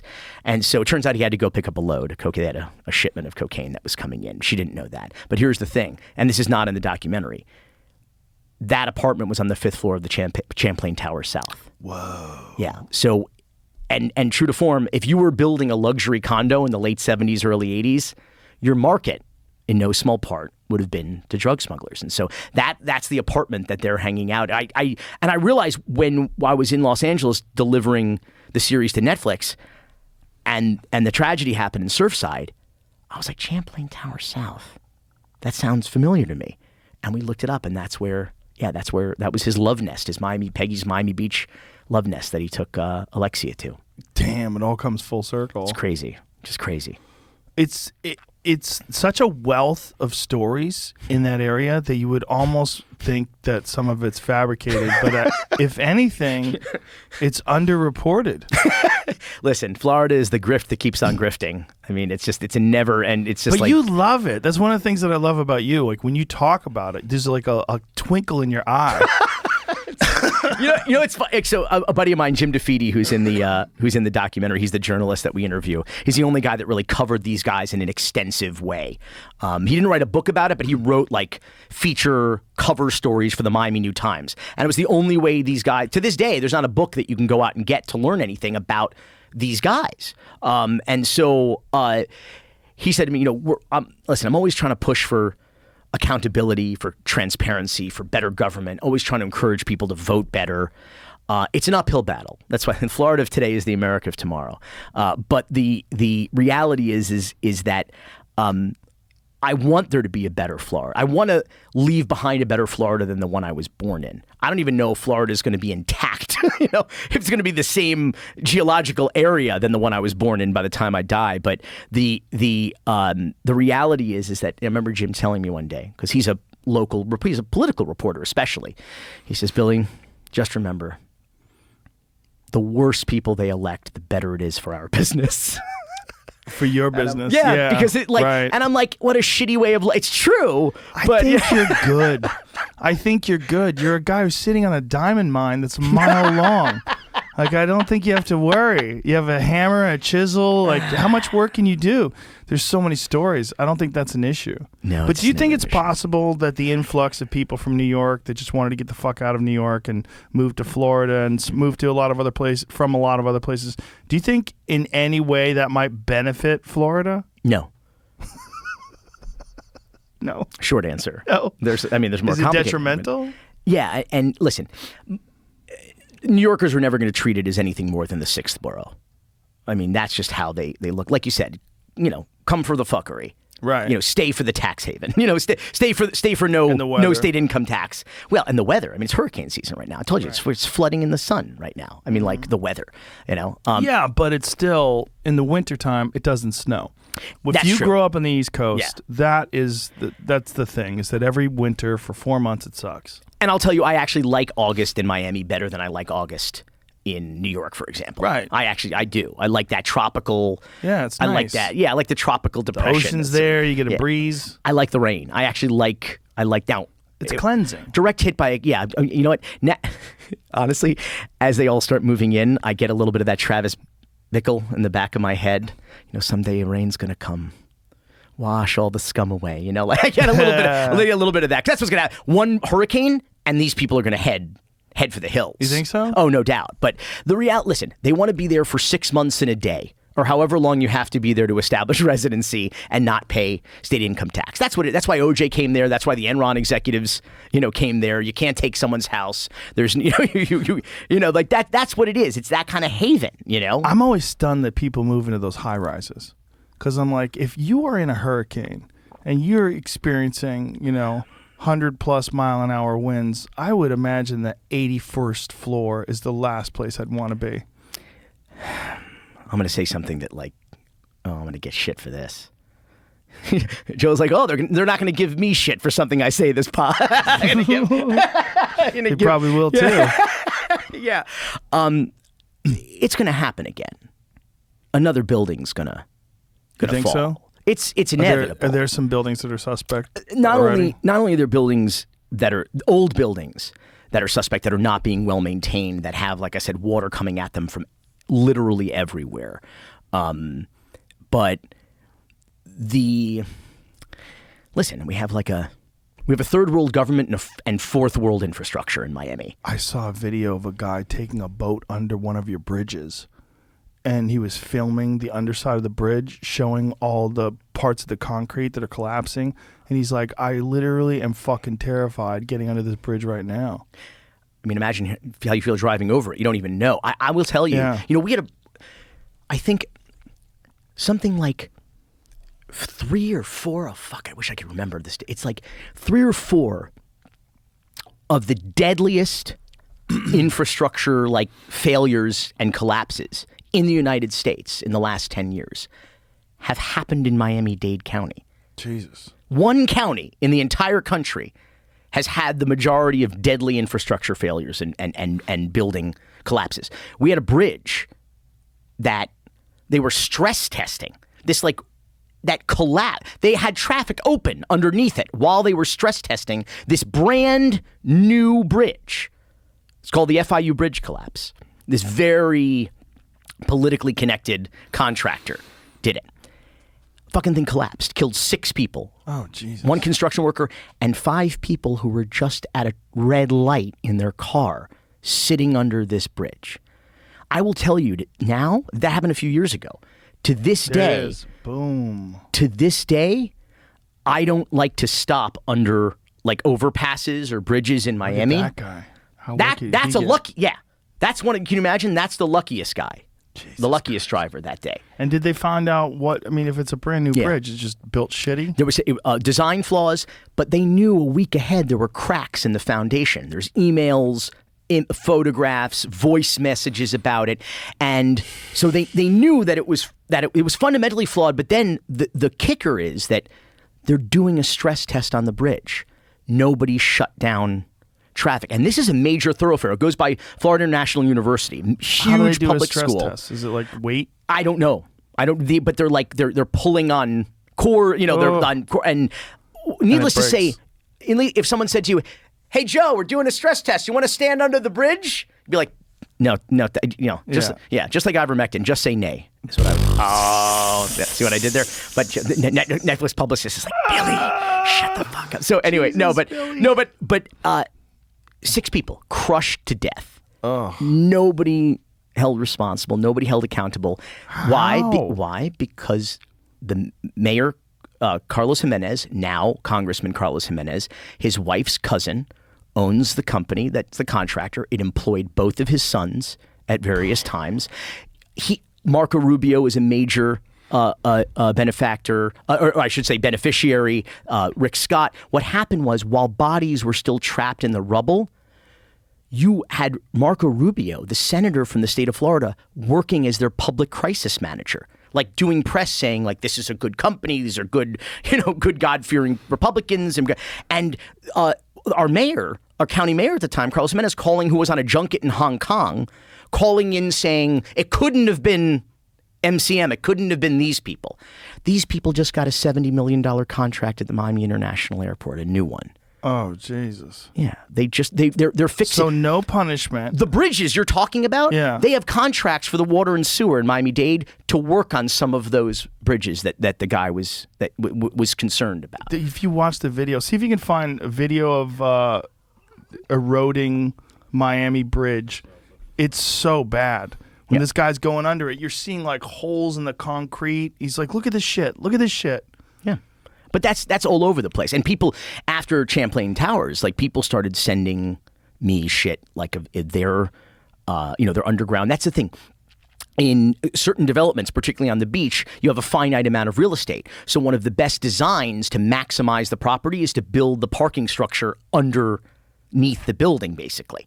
You Of can't, course. but you can't go underground because there's no, we don't have an underground. Right. We're basically, 2 feet above sea level, barely. So they build these parking structures, and they build these pool kind of platforms where the pool is, and then you have buildings on top of that are being somewhat supported by these tenuous structures. Somewhat is a good word. And a lot of the new construction, which technologically speaking and design speaking, we are better at it.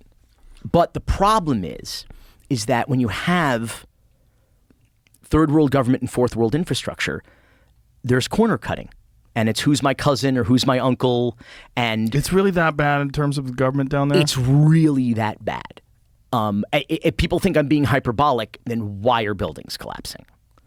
Yeah, they're not really collapsing like that anywhere else. Nothing. Bridges are. We had someone die in a ferry accident. Their car drove off like a ferry and died. What first world country does shit like that happen in? It happens in, you know what they say, the great thing about Miami is it's so close to the United States, Well, it is like a foreign country.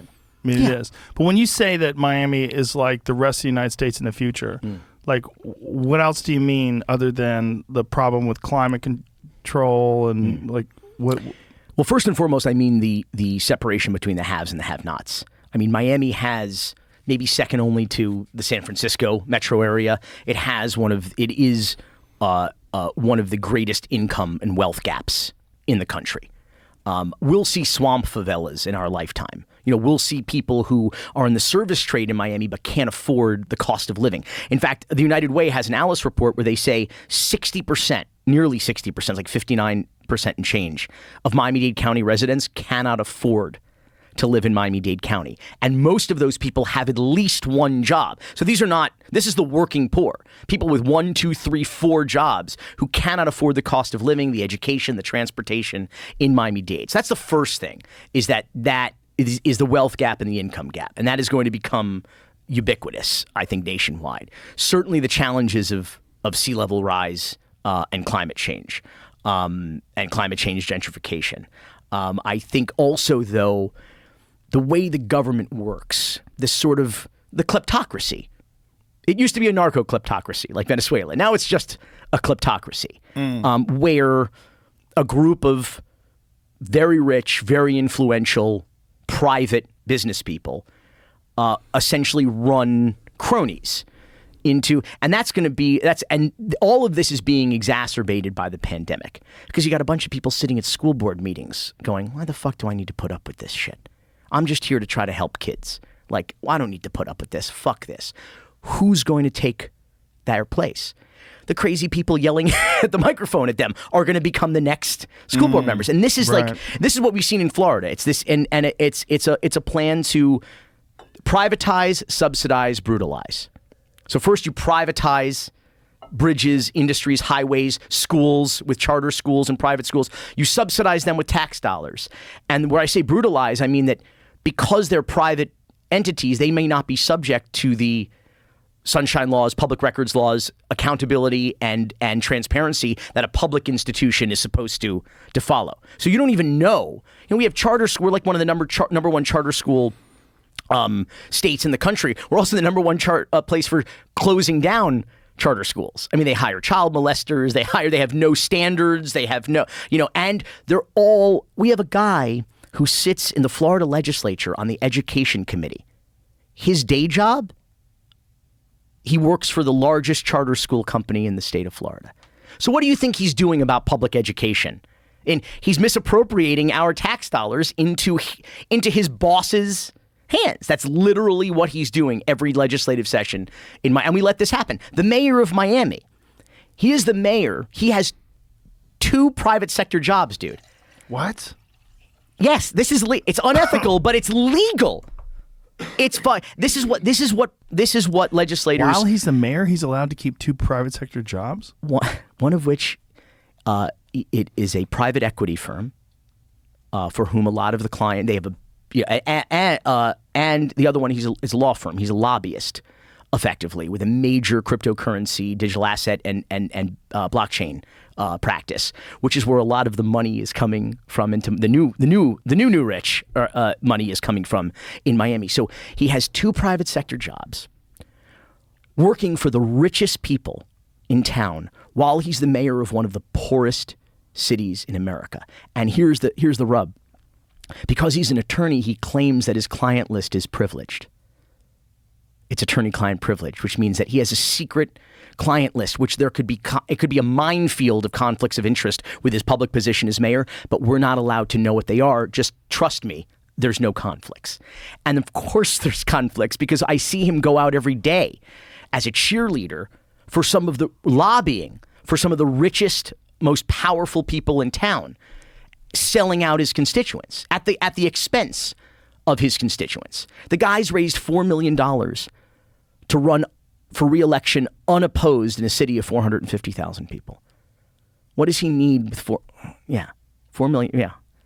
And that's where his power lies, by the way. By charter, he doesn't really have a lot of power. Mayor Postalita, Francis Suarez, he doesn't have a lot of power, but he... What's Postalita mean? No, my Cuban friends will know what that means. It's like a poser, a faker, a postcard. It's a guy who gives the veneer of one thing but is actually another one. He's a con man is what he is, but that's what Miami is. By charter, he's a mascot in the head coach's office with his feet on the desk. But where he yields the influence and the power is through that money, is through his private sector, his fundraising, and his private sector gigs. That's where he can start to influence what's happening in town. And it is not for the better. It is not. It has been terribly damaging to the people of that city and that county. And that's our biggest... People say, well, how do you fix it? Vote better. Just vote better. Is there any bright lights on the horizon in that whole area? I mean, is any of this like newfound capital, newfound people immigrating? I want to say immigrating to Miami, moving to Miami. Is any of it beneficial? None of us like taxes, but we pay them. We do our part. It theoretically, it's supposed to help our community. It's supposed to, uplift the country. If you're moving to a place because ultimately you want to avoid paying taxes, you're not necessarily going to have the interest of community in mind. So we're not necessarily seeing people who are interested in investing in Miami in a way that's going to be productive for the people there now. What it's going to do is it's going to make it more expensive for the people who live there. They're going to have to move away. I don't know who is going to wind up being. Again, that's why I say we wind up with swamp favelas, tent cities and things where people are stealing electricity and water and we're already seeing it. Downtown Miami, everybody complains about L.A. and same thing in Miami. Under the overpasses, the tent cities, we have entire blocks and stretches in and around downtown Miami of tent cities, and the homelessness problem is a serious problem. Basically, what they're starting to do is just kind of like do sweeps. There's no place to really put them necessarily. Tent cities are a problem in every single city in 100%, the country. 100%. Even in Hawaii. Yeah. It's a strange thing when you think about that. This didn't exist a decade ago at all, and now it's overrunning cities. I think they existed. I think they were probably there wasn't as many people, and they weren't necessarily in as high profile. I can't locations, remember any tents in California more than a decade ago. If you go back 2 decades ago, I definitely can't remember them. I don't think they existed. I don't think what happened, but my concern is that no one seems to have a fix for it. I mean, Austin has done a good job recently of getting them off of some of the major cities and then moving them into hotels, and they've purchased hotels and motels for these folks. But I mean, when you're dealing with a place like Austin, you're only dealing with 1 million people and a couple thousand homeless people. When you're dealing with something like Miami or Los Angeles or San Francisco, you're dealing with staggering numbers. I don't think anybody's fixed it. And there's very little incentives to create affordable housing or to do what what they've done here, which is to buy up properties and start to provide housing for people. There's very little incentive for it. Listen, we're a community with a transient population and a lack of institutional memory. And so the pandemic is actually, remarkably, the pandemic helped Miami skip a bust cycle. We exist in these booms and bust cycles. Mm-hmm. We were on the real estate value, property values. We were on a downturn. Shit was going to collapse probably in 2020 or 2021. The pandemic saved Miami. It spared us that that real heavy bus cycle. Instead, houses are more expensive than they ever were before. Demand is through the roof. It just makes it unaffordable, of course, for any of us who already live there. But like, it somehow spared us amazingly. This tragedy has spared, has been like a boom for Florida. When you get caught in a hurricane, like if you know a hurricane's coming, where do you go? Do you fly out of town a week in advance? Like, what do you do? It depends on the course of the storm. The last big one for us, I think it was Hurricane Irma. What was that, back in like 2017? I went to Nashville. It seemed far enough out of the Did it work? Out of the cone. It worked. We had a little rain at the end, but it was just rain. Did you get a hotel room? Got an Airbnb. Ralphie May. May he rest in peace. Ralphie, he had this cold he just couldn't kick. That's what he told me when I was there. He wanted me to stay with his house. In his house. He's like, come, bring the whole family. So this was before right when he was dying. This was like maybe weeks before. And so he says, come and stay at my house. I think he had like empty nest syndrome. He's like, I got this great big house and just come. I'm like, I'm not going to put you out. I'm not going to bring, like take over his house. Like, but he was just like, so he was like, so, and he's like, well, you got to come out to my show. He did like a weekly thing, like on a weekday, like a Tuesday at the comedy club there. Oh God, I wish I could remember what it was called. Zanies. Yeah. It's like a weekday thing. Like off night, right? Yeah. Fucking packed for him, right? Yeah, he just comes and packed, and he sits up there for like 3 hours, like he's just riffing and there was a lot of hurricane refugees there, so he was like doing crowd work with it was just buying people drinks. It was just like, it was amazing. And you could tell he was like, he had sniffle, like there was something not 100, but he was hilarious. And he was hilarious for like 3 fucking hours. He was hilarious. And then I go back stage afterwards and he was like, come out with me. We're going out. And I was like, how are you feeling? He's like, I'm not feeling great, but we're going out. And my girl was like, he doesn't seem like, I don't want you to catch something, like get a cold. And I was like, all right, I can't make it. But we had like a brunch date for Sunday. We're like, let's have brunch. She's like, oh, I know this place. We got to go have brunch at this place on Sunday. So let's do it. So he goes out. He calls me up the next. He goes, I'm not feeling brunch. I'm not feeling well. And I said, and then we left, and I was on a plane, and I was landing, and my phone was off. I turned my phone on a few weeks later, whenever it was, and he was gone. And I just sat on the plane crying on the tarmac at MIA, and I just was like, and I regretted not going out. I regretted not going out with him that night. It would have been worth getting a little cold or whatever the fuck it was. Yeah. Or the Corrogan virus. Here, give it back to Florida, baby. Give it back to Florida. I'll go right to Orlando. Fuck him in Central Florida. I wonder where I got it. The problem is I'm doing these arena shows, so I'm in the round. Yeah. Jesus. And I get off stage, and I've got to go through thousands of people screaming at me and high-fiving. So as I'm well, at least they're in wearing the masks. center of this. Oh, no. I was just kidding. You're joking. There's none of that. And then we were drunk, and then we stayed out late. There's a lot of factors that led to pandemic drinking. So the only place I pandemic drink now there's this place. Oh man, I'm not gonna blow my spot. But there's this place. It's outside. It's a classic Keys kind of bar. It's entirely, there is no inside. It's entirely outside, and it's just like, it's the perfect, like I've only had meetings there during the pandemic. It was like the perfect spot to go because you get reckless, you get irresponsible. You don't make. Nobody says, "Oh, I'm going to have whiskey and make responsible decisions." Like that's not so. Like especially now, it's just like avoid crowds, right? Or avoid like I just try to, especially if you're going to drink. Yeah, there's some value in getting it though, and getting over it, because obviously the natural immunity is pretty substantial.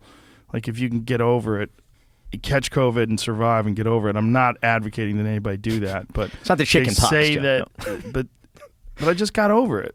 It wasn't that bad with good treatment. Like for me. And It you're wasn't. right. Your experience is your experience, and Yes, and that's- no one can begrudge you that. And I said, like, if your doctor has shit to throw at it, Yes. fucking throw at.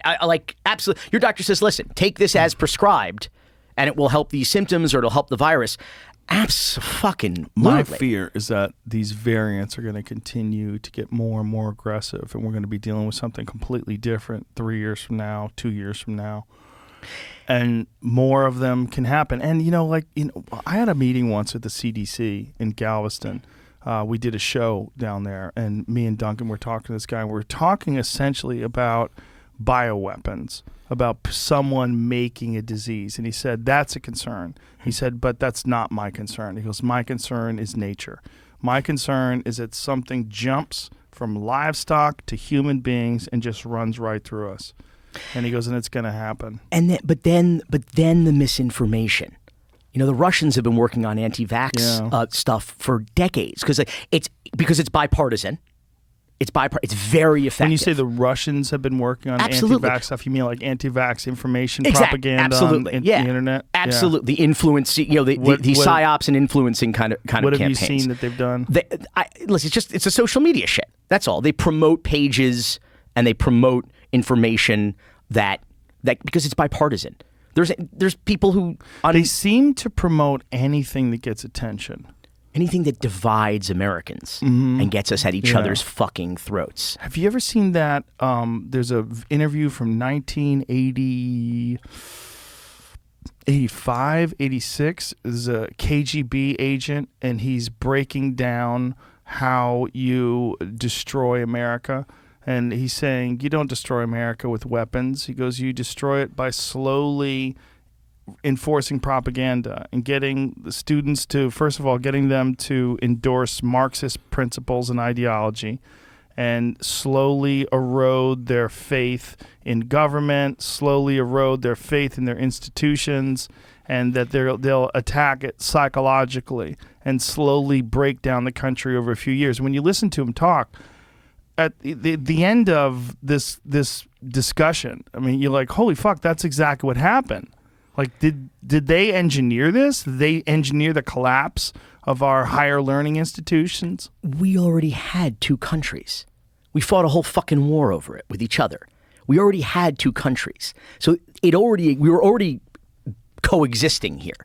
So all you had to do was attack that rift. Yeah. That's what you had to do. Florida. There's two Floridas. The I-4 corridor where you were in Orlando. There's North Florida and there's South Florida. What's the difference? Well, it used to be. It's not quite true. Back when we were considered a purple state, we're a red state now. But it used to be. Florida was like America's red penis with a blue foreskin that everybody wished we could circumcise, and we could just have two: North Florida and South Florida.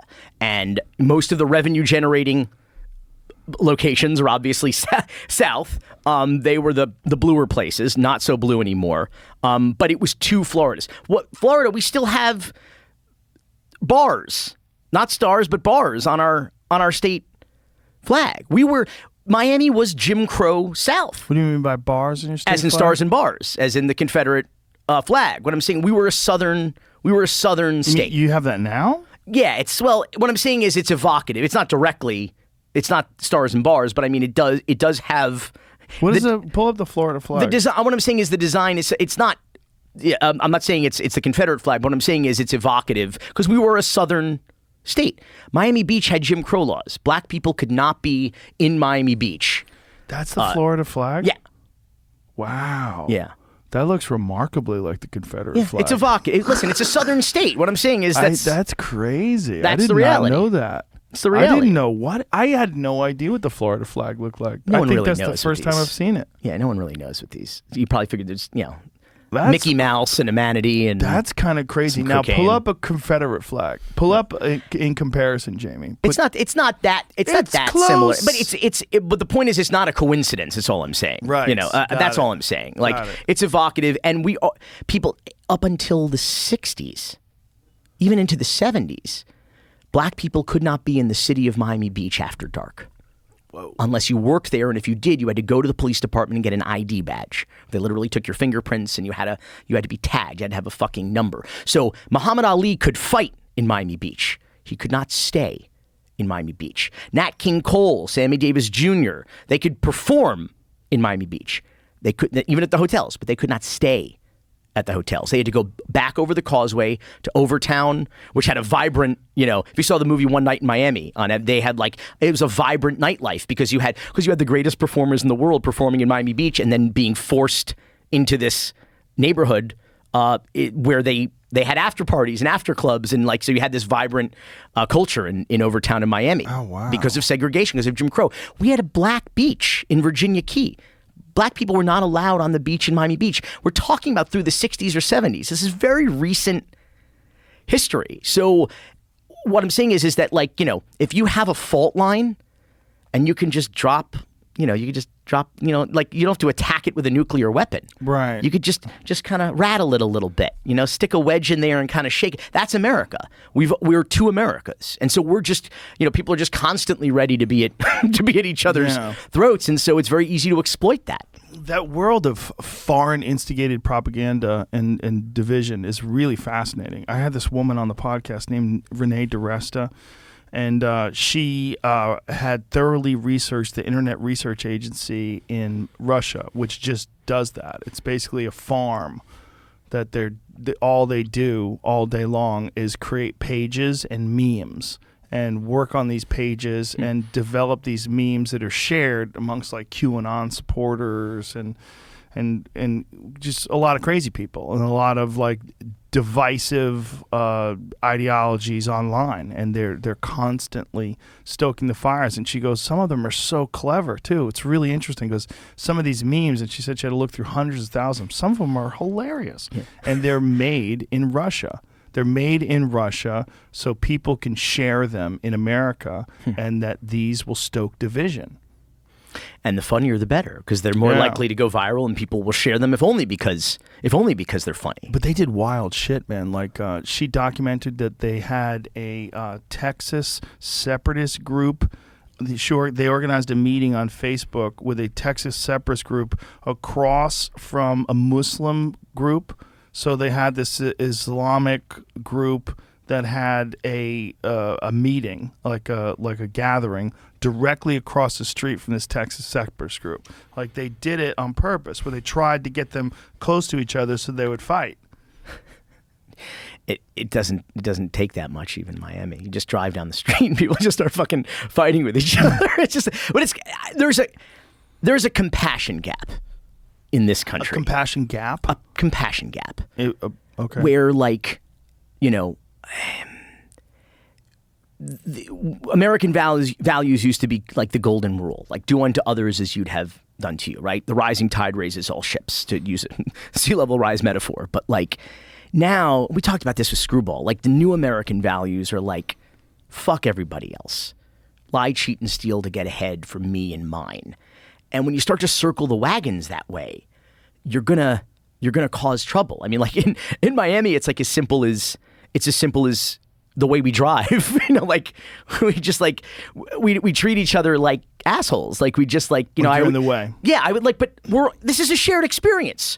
You're not going to get anywhere any faster by cutting me off or use your turn signal. I'm not a psychic. Let's all play by the same rules and we'll all be cool. Why treat each other like shit? We're all pretty happy here. Let's just chill out. I always say my bad joke is well, it's not called your Emmy or our Emmy. It's my fucking Emmy. And that's how I'm why do we treat each other that way? Why can't we just learn that this is a shared experience? Listen, I feel that way about, when people say, my driver over here today was listen, she's the ICUs are full. She's so if I get into a car accident and I need a bed, she's that does affect me. So people who are getting sick affect me. I don't want a cop a day dying in Florida. I don't want people to die for no fucking reason. Did you hear that polio is killing one police officer a day in Florida? No, because it doesn't fucking happen. There's no polio anymore. It's one of the 6 vaccines that, all your kids need in the Miami-Dade public schools. If there's a way to realize that, these states are united. We are united states. We are literally all of us fighting the same battle every day for our families, to have a better life, to hopefully, millennials are the first generation, okay, to have it shittier than of Americans, to have it shittier than the previous generation. Do you really think they do? Unquestionably, they do. How so? Unquestionably, they do.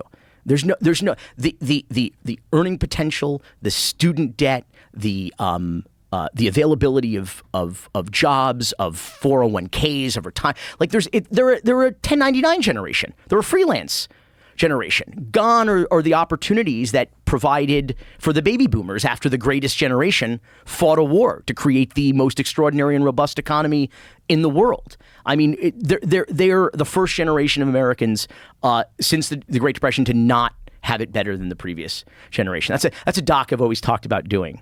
Call it the worst generation. How baby boomers fucked up America. And the slogan would be, greatness skips a generation. That's what it would be. They had every opportunity. They had jobs, they had mortgages, they had credit, they had education, affordable educations. And the millennials are just kind of like living at home. And I don't think it's because they suck. I don't think that's enough. I think that it's not because Time magazine called them the people of the year. Remember when there was that like mirror, on the cover of Time magazine? I don't think they got full of it. I think there are just fewer opportunities systemically in this country for that for and future and post millennials as well. I think that there's not the opportunity necessarily available in a fair system also, where it's a real meritocracy. It's what I always liked about sports, is that it was as close to a pure meritocracy as we get. Well, and you take referees out of the equation sometimes, but I just mean that, like, if you are the best in a sport, if you are the best athlete, if you're the best conditioned and the best trained, you are going to rise to the top. And you don't feel that that's the case with most businesses today? Is that what you're saying? I don't. What do you think holds it back? What do you think prevents it from being a meritocracy? I think there's several. I think corruption is it's a kleptocracy. So I think corruption plays a very big part in that. I think people who are already at the top exert so much influence that it becomes harder. I mean, metaphorically speaking, if you look at Main Street America and you look at the mom and pop businesses that shut down when the big box store opens down the street, it could be as simple as that kind of image. But I think it gets much more complicated. When you have people when you have you're playing effectively with a stacked deck. Does that mean there's no such thing as successful entrepreneurs? Of course not. But I'm saying that it's much more challenging, I think, in this economy, in this environment, than it ever was before. When we say there's like a compassion gap, is that the term you used? Yeah. Like, what do you mean by that, though? I mean, a lack of empathy, a lack of people saying, like, my experiences are not necessarily your experiences. The world may treat your life experience may be different. The world may treat you differently as a result of no power of your own, whether it's your gender, the color of your skin, whatever it may be. To just say, like, listen, I don't know everything about all people. All I could do is listen and pay attention and kind of realize that, the world does kind of treat me different winning the genetic lottery and being born a white man in America. Life's pretty good. It's tough to complain. There are opportunities for me. There are, I can be entrepreneurial and creative and clever and get ahead in a way that maybe other people don't necessarily have those doors open to them. And just an understanding of that in and of itself, I think, makes your community better, makes your family better, makes people safer and healthier. And I just like, and how is that related to a compassion gap? It's having compassion for other people. It's saying that I'm going to acknowledge that you, that, by the way, some people can't even acknowledge when people are going through the same experiences that they're going through. Like there are some, there are some immigrants who are anti-immigration. We have that in Miami, who say like they don't see their experiences in the experiences of Central Americans, for example. We have a lot. We have that in Miami. It's very profound. The Cuban exile experience is very is not very different, but like there's a compassion gap when they see people suffering in Central America trying to escape, oppression and crime and corruption and close the borders. And it's like, I get it. There are concerns about the borders, but like we can also at least say that, wait a second, these people have suffered, you've suffered, America provided, the people of your country with exile, with opportunity, with freedom, everybody wants a piece of that, and who can blame them? So at least we could say, like, well, how do you say close the door behind me? That's a compassion gap. Right. Okay, That's that a makes compassion sense. gap. When you say this compassion gap, when you talk about this, do you think that there's something that we can do to mitigate this? Is there? I mean, obviously you've thought about this. Yeah. If you've discussed it and you think it's one of our main problems, do you think there's something that we can do collectively? I think we can be better informed. I think we can. Listen. I was talking about Be this. better informed about what? About other people's experiences. It's part of the reason why I'm a documentarian. I tell stories about a lot of different people, about gringos, Cuban Americans, African Americans. For me, they're all Miamians. It's like you give people an opportunity to tell their story or give them a platform to share. I think watching documentaries makes us more sympathetic and compassionate. No, I think so. Yeah. I absolutely do, because you're learning about shit that you never would have otherwise. You and relate to people. Yeah, you never would have. We were talking about that here. I think that a lot of people give you a lot of shit for what you say. I don't think they give you a lot of credit for what you don't say. And what you do on this show more than talk is listen. And I think that's. I'm different when I'm on this side of the mic or the camera than when I'm interviewing somebody. Yeah. Which is what I do for a living. Intellectual curiosity is my business. It's what keeps us.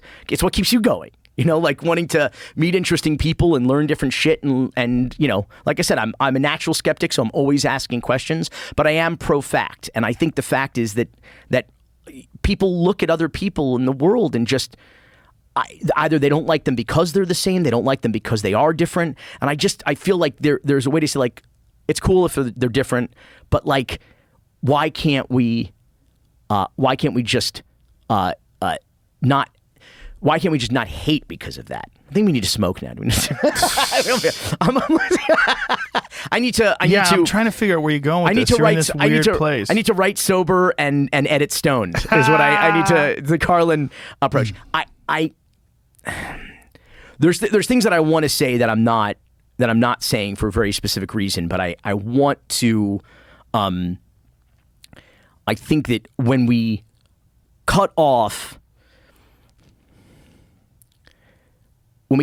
what it is that we teach our children, or what it is that they can learn, and I think that is very damaging. When we cut it off? Yeah. What do you mean? Well, I think when people say that they don't want kids to learn about racism, or they don't want their kids to learn about the history of this country for all its flaws. This was an experiment in democracy, and it's had varying degrees of success, I think, through the years. But I think are you talking about like critical race theory? That is one of the things that I'm talking about. Yeah. And what do you think about critical race theory? First of all, I think critical race theory is not a thing that's taught or should be taught per se in elementary school. That's not a thing. I think what people have done is they've applied that to all things that they don't want their kids But it is taught in some elementary schools. Not as critical race theory. There are elements of it that are present in terms of teaching compassion, teaching diversity, teaching that this was a... I think what people are concerned about is teaching children that they're inherently racist, they're inherently biased, instead of teaching people love and compassion. So their fear is that you're putting people in this position when they're very young, where they already feel guilty. They feel like they did something wrong and that they're responsible for things that they have no say in whatsoever, especially young children, and that maybe there's a better approach to it. They're also worried about grifters. They're also worried about people that latch on to these socially conscious, socially progressive movements that have good intentions overall, but yet these people are using these platforms for their own personal gain and profit, there are quite a few people like that. And there's quite a few movements like that. And there's quite a few authors that have written books that have capitalized on these movements in this very personally profitable way. And you can see what they're doing. They're grifters.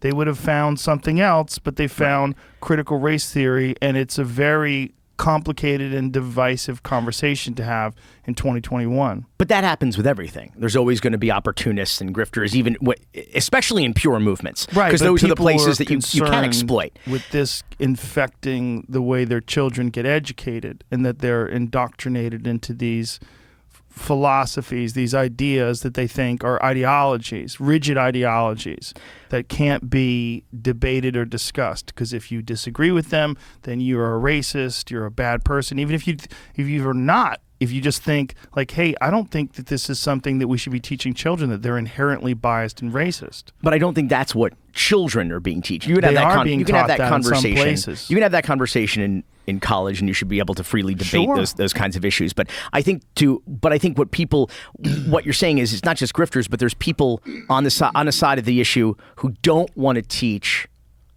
racism, who don't want to teach that there are institutionally places in this country where people who don't look and sound like you are simply treated different.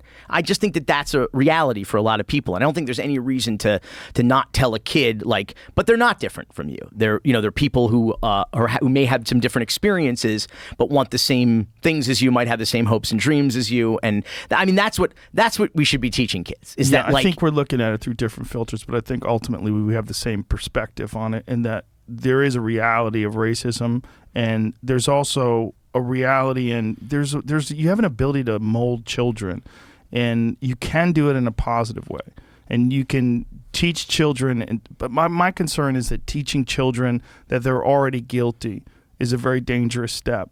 But teaching children that compassion is incredibly valuable, and that we are all the same ultimately, and that the differences are our strengths, and that they're fascinating and they're amazing, and that the fact that one of the great things about this country is like you can't really point out an American, because we're everything.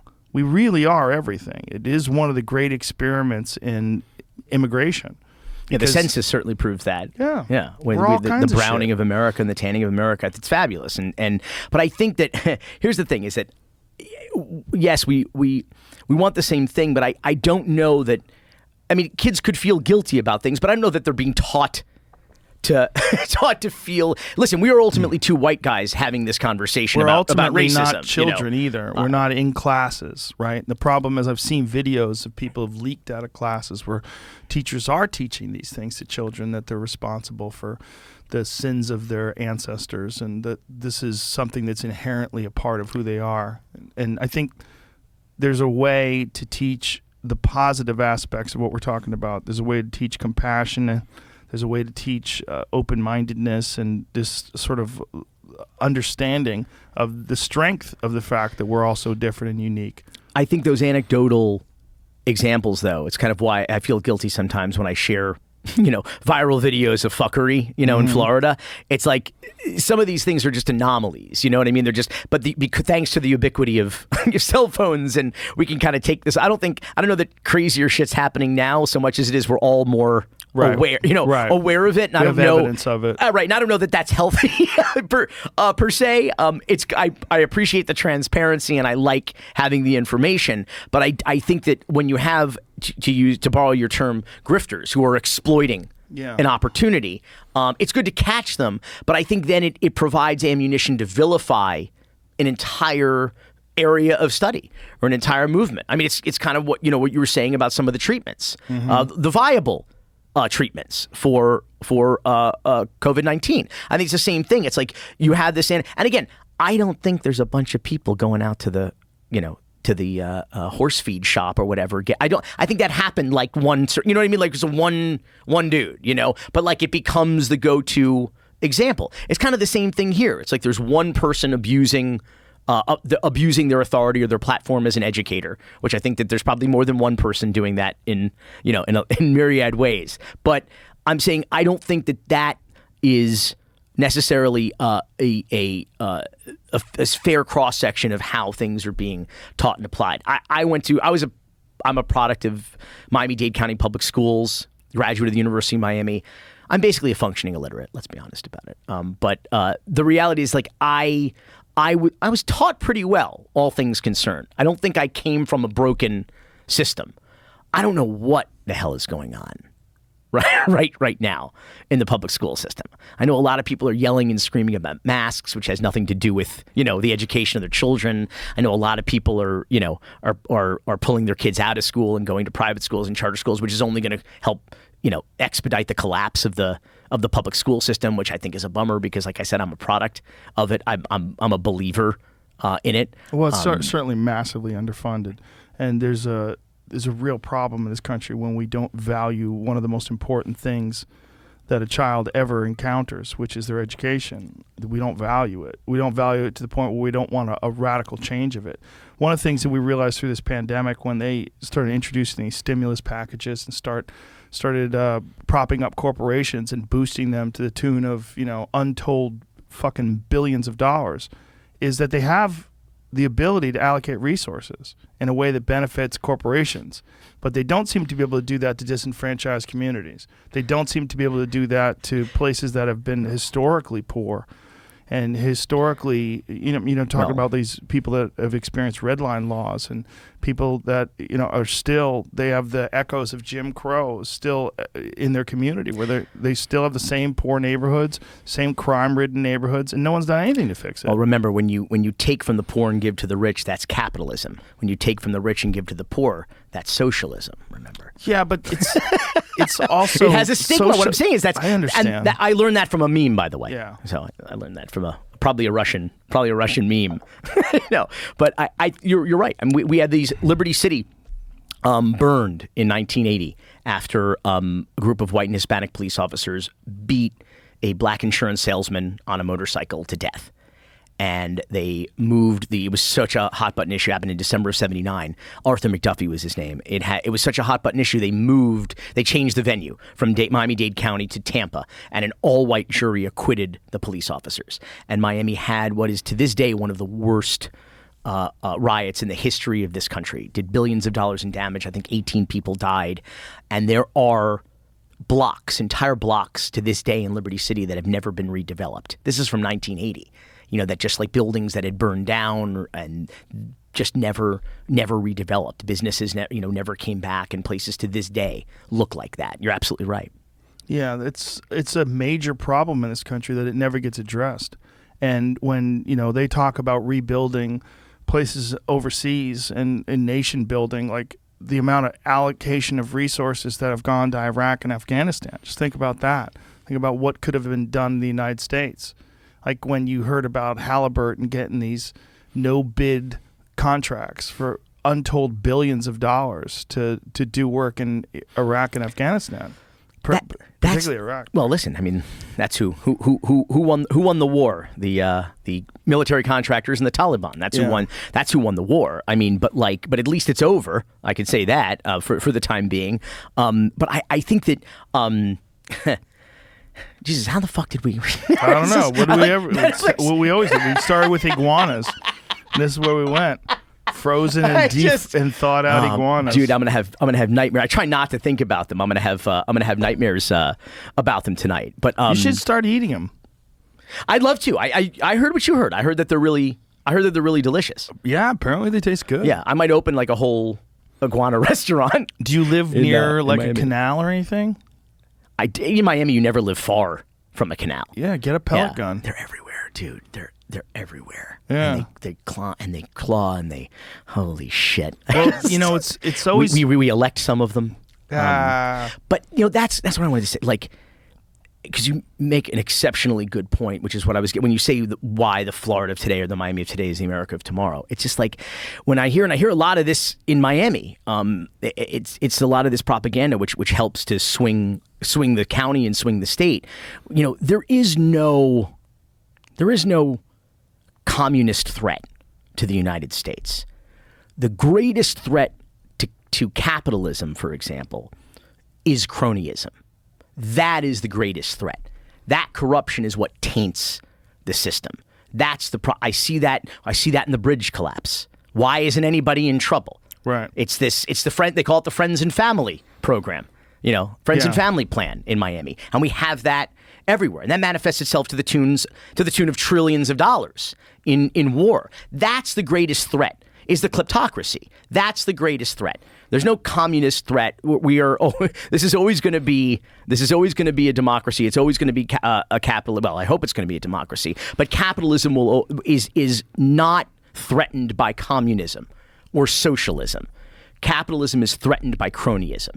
That's the threat, because it perverts what capitalism. What exactly we're talking about. The cream rises to the top. You work hard, you get ahead. right? This generation will have it better than their parents did. That's being perverted by toxic, it's crony capitalism. And then it's kleptocracy, and then we're just fucked. And then you're just either on the inside of it or you're on the outside of it. Right. So how do we get out of that? I think we vote better. We vote better. Yeah, the problem is who wants to run for office. Right, that's the problem. Like, where are these great choices? When Yeah. the choice is two men who are elderly, which is apparently all we have available in this country. Old white men still run the show. I mean, it's really kind of crazy, right? And even one of them was an outsider. Our outsider was Trump, this old white man who was going up against an insider in Joe Biden, who's an old white man. I often say the Democrats never miss an opportunity to miss an opportunity. Well, but that's the case in this one. But the reality is the Democrats, there are left wing, there are extremists in the Democrat Party. They have no power.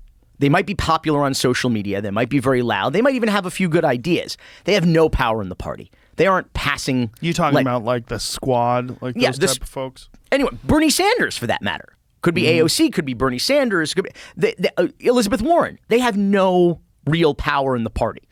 Okay? You don't see Louis Farrakhan speaking in the Democratic National Convention. The Democrats have time and again, even in the 2016 election, which was clearly the outsider election, to your point.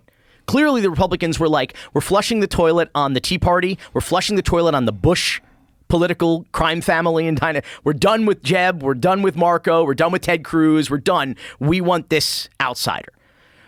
Democrats didn't quite read the room. They nominated probably I wouldn't even call her a centrist. I would say Hillary Clinton was right of center. Okay, and it's like when the coach goes for the 2-point conversion. If they make it, the coach is a genius. If they fuck it up, he gets second guessed, for the rest of his life. People ask him about that play. The likability factor. She's a very unlikable person. She was one of the most qualified people to run for that office in my lifetime. Second only to, actually, no, not even second to. I think Al Gore would come in second. I'm an entrepreneur. I'm a small business owner. I have to hire people all the time. You give me 2 CVs, you give me 2 resumes, and you use a Sharpie and you black out the name of the person on top, and you give me the resumes of the 2 major party candidates in the 2016 election, there's no doubt who I would hire blindly for that job based on the resumes. Right, but being alone. a leader of the free world, was essentially the head of the United States of America, there's a lot involved in people's choices. And a big one is trust. Trust and whether or not they like the person. And they just did not trust the whole Clinton family. They did not like Hillary Clinton. There was a lot of people that had this feeling about her, that she was this icky insider, that she was a part of this whole system that had not served us, and that was corruption-laced and deeply entwined in big businesses and special interest groups. And Donald Trump wisely positioned himself as this guy who didn't give a fuck and was going to drain the swamp, and crooked Hillary's going to get kicked out. But that corrupt system is what enabled and benefited Donald Trump. Sure. So what I'm saying is, even in a best of the worst competition, I still think she was the better of the 2 options at that time. But I think you're right. The marketing was, but again, the Republicans read the room. It was I'm agreeing that it was the outsider election, that was the spin that was necessary there, and the Democrats blew it. But they did. But same thing again in 2020. They did not nominate a Democratic socialist. The Democrats did not nominate Bernie Sanders. They nominated again a centrist, arguably for much of his career, part of it anyway, a right of center candidate in Joe Biden. They nominated a moderate. They nominated someone who could be palatable to larger swaths of the country than Donald Trump. And they didn't nominate anybody popular. They nominated someone who, at least on paper, was like, okay, we'll take it. Safe. Yeah, we'll take it because we don't want Donald Trump. It was basically a vote against Donald Trump. Yeah, a vote against instability and insanity, and people who said only in third world authoritarian, totalitarian dictatorships do we listen and think about the leader of the country all the time. I want to go to work and not fucking think about what the president is, you don't want is to have tweeting to. or do. No, I want to go live my life. What are your thoughts on social media and like banning people like Donald Trump from social media? Do you think that's ultimately dangerous? I think the private businesses need to have some autonomy. I think private businesses need to be able to make up rules. But do you no think shirt, no shoes, no masks, no service. Right. I think you need to be able to have your terms of service. And I think if someone breaks your rules, you say, get the fuck out of my business. But do you think that there's a time where something becomes so big that it no longer is simply a private business and that it becomes a town square? It becomes almost like a utility, that you could argue that people deserve their right to be heard. And this is a platform that has a reach that's unprecedented in American history, that there's a thing that people can plug into and instantaneously reach millions and millions and millions of people. The question is, like, did he abuse it? Did he I don't want to say coerced, but did he help instigate the attack on the Capitol on January 6th? Did using his Twitter account and using his social media presence ultimately endanger people? That was the real question. Yes. And whether or not someone should be banned from social media for expressing themselves. Yes. Well, I think that, I don't know if your suggestion is to nationalize effectively or regulate, or in this case, over-regulate or apply laws and rules that apply only to the government to a private corporation. I mean, listen, you can say whatever you want on your platform, on your show. No one can tell you. And you can invite or not invite guests that, Right, but that I could you want. be kicked off of YouTube. If I was on YouTube with this show, they could decide that this show is too controversial. We don't like what Joe and Billy said about COVID. We're gonna demonetize, or we're gonna even delete this episode. That's possible. Yes. There's forms of censorship where people don't like people discussing ideas.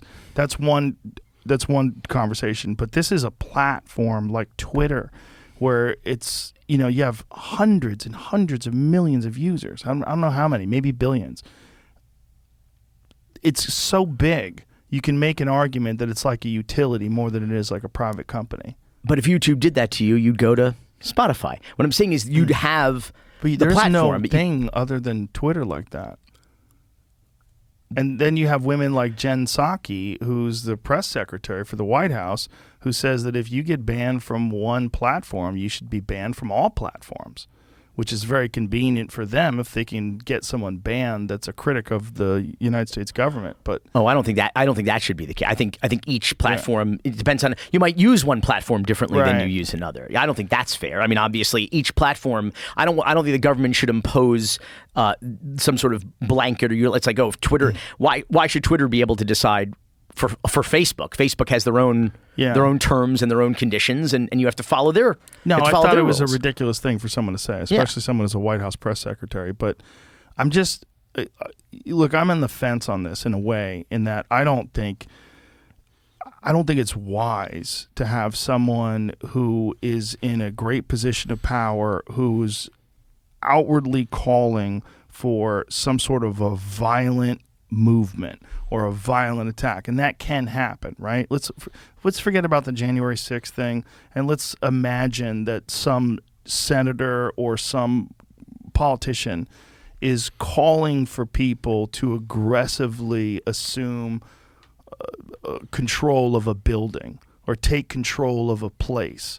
Like, that's a dangerous megaphone to use, right?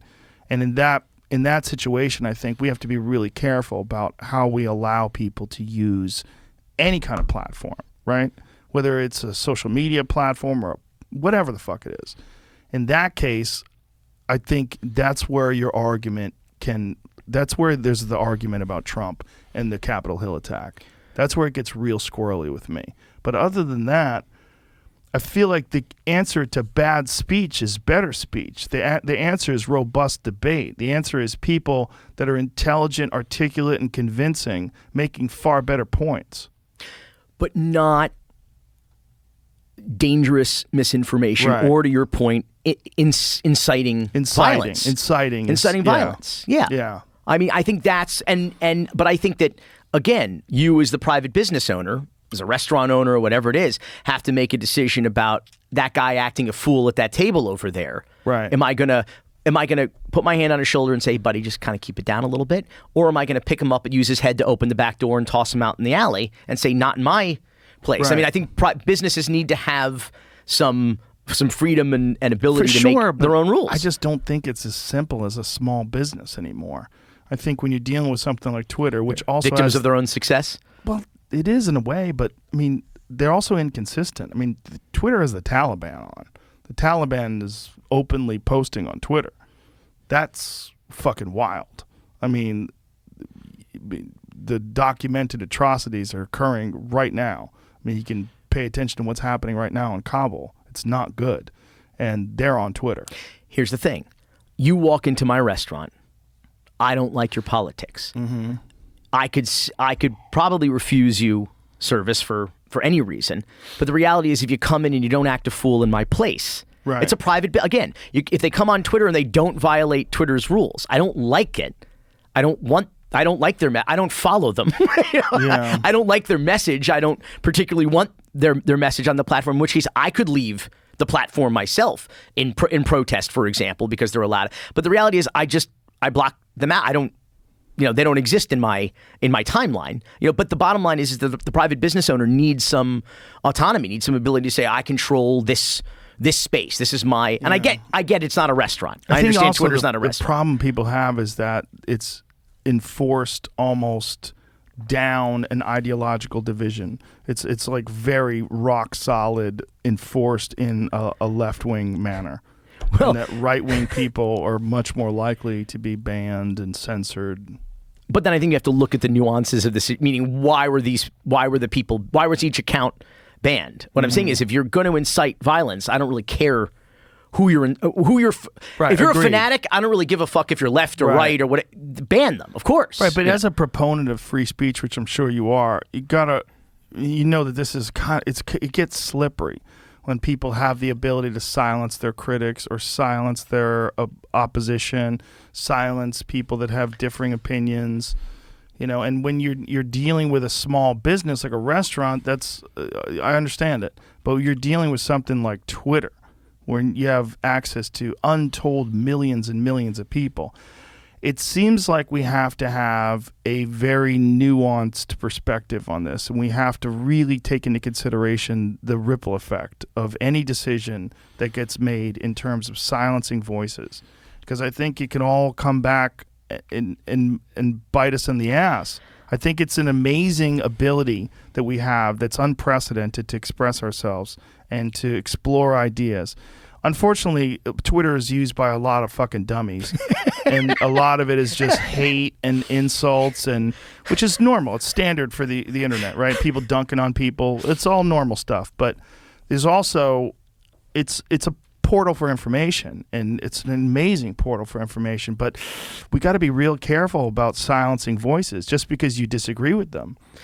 But they do have. But I don't think that's what it is. I don't think Twitter is banning people that they disagree with. I think Twitter is banning people who violate their terms of service. It's not necessarily true. We talked yesterday on the podcast about Unity 2020. That was a website that Brett Weinstein had put together, developing a plausible third-party candidate. And the people that they wanted to use were someone very good from the left and very good from the right. Like they wanted to, the concept was Tulsi Gabbard with Dan Crenshaw, like the two of them together, like maybe something along those lines. And Twitter banned that account. They banned the Unity 2020 account because they thought that Trump was so dangerous, they didn't want any sort of potential Ross Perot type situation where some very charismatic third party moves in and takes votes away from the opposition, and then Trump gets into office. So they banned it, and they banned it under false pretenses. They said that they were using some sort of a bot to accelerate the use of hashtags, which is not true, and they did an internal investigation that proved it wasn't true. But there's this sort of subjective censorship that's available to them, where they can just decide. They can have, what do they call it, their trust and safety commission or some shit. They can just decide we think this is should get, and you got a bunch of woke kids that are pushing these buttons and making these decisions, and it gets slippery. It gets really slippery, and I think there's inconvenient things that you're going to see, and there's going to be people that are saying things you disagree with, and there's going to be people saying things and arguing things that you think are just outright fucking stupid. But I think they have to be able to argue those things. I think they have to be able to say those things. Otherwise, we don't have a robust debate-based form of communication. And if we don't do that, then we don't know who's right and who's wrong. We just know who gets silenced. And a lot of times when people get silenced, it actually winds up like making them look like a martyr, and it elevates their point. And here's the thing. I think we agree on all of that. I think the question is when, or the real debate is when does a private business cross the threshold into a utility? And when should they be regulated that way? Because I think I know literally less than nothing about the specific, example you just gave. So I can't speak directly to that. But I know that they need to be able to, they are publishing that speech. They need to be able to regulate the content to some extent. They need to be able to say, maybe you can't put the blueprints to build a bomb or a homemade gun or something. Meaning there has to be, there has can't to dox be people. Right. There has to be some rules. They have to have some, you say you can come here and play, but you gotta, the house rules. This is what they are. So then it just becomes a question of when should the government, which also talk about a slippery slope, the government should come in and effectively regulate. Listen, we've already said we don't like the idea of the government regulating that if you get banned on one platform, you automatically get banned on all of them. Right. That's ridiculous. It's ridiculous. Right. But that's not how I want the government to regulate it. So maybe it's just best to say, like, maybe the government should just stay, maybe sit this one out. Let this private, now the debate then becomes, when is it too big? Right? When is it too big to where we, to where we have to have some sort of intervention? I don't know that it's there yet. Whenever something, gets so big that the government comes in and starts messing with, usually what they're doing is it's corporate welfare. Usually they're giving them billions of dollars like a bank. When we're talking about this lack of compassion, I think we also have to have this. We have to have more compassion about other people's perspectives and viewpoints, because there's this real, especially today, the polarization of this country is so extreme that there is this instant demonization of anybody who holds opposing viewpoints politically, especially. And I think that's very dangerous for us. It's not healthy, it's not wise, and it doesn't make for good community.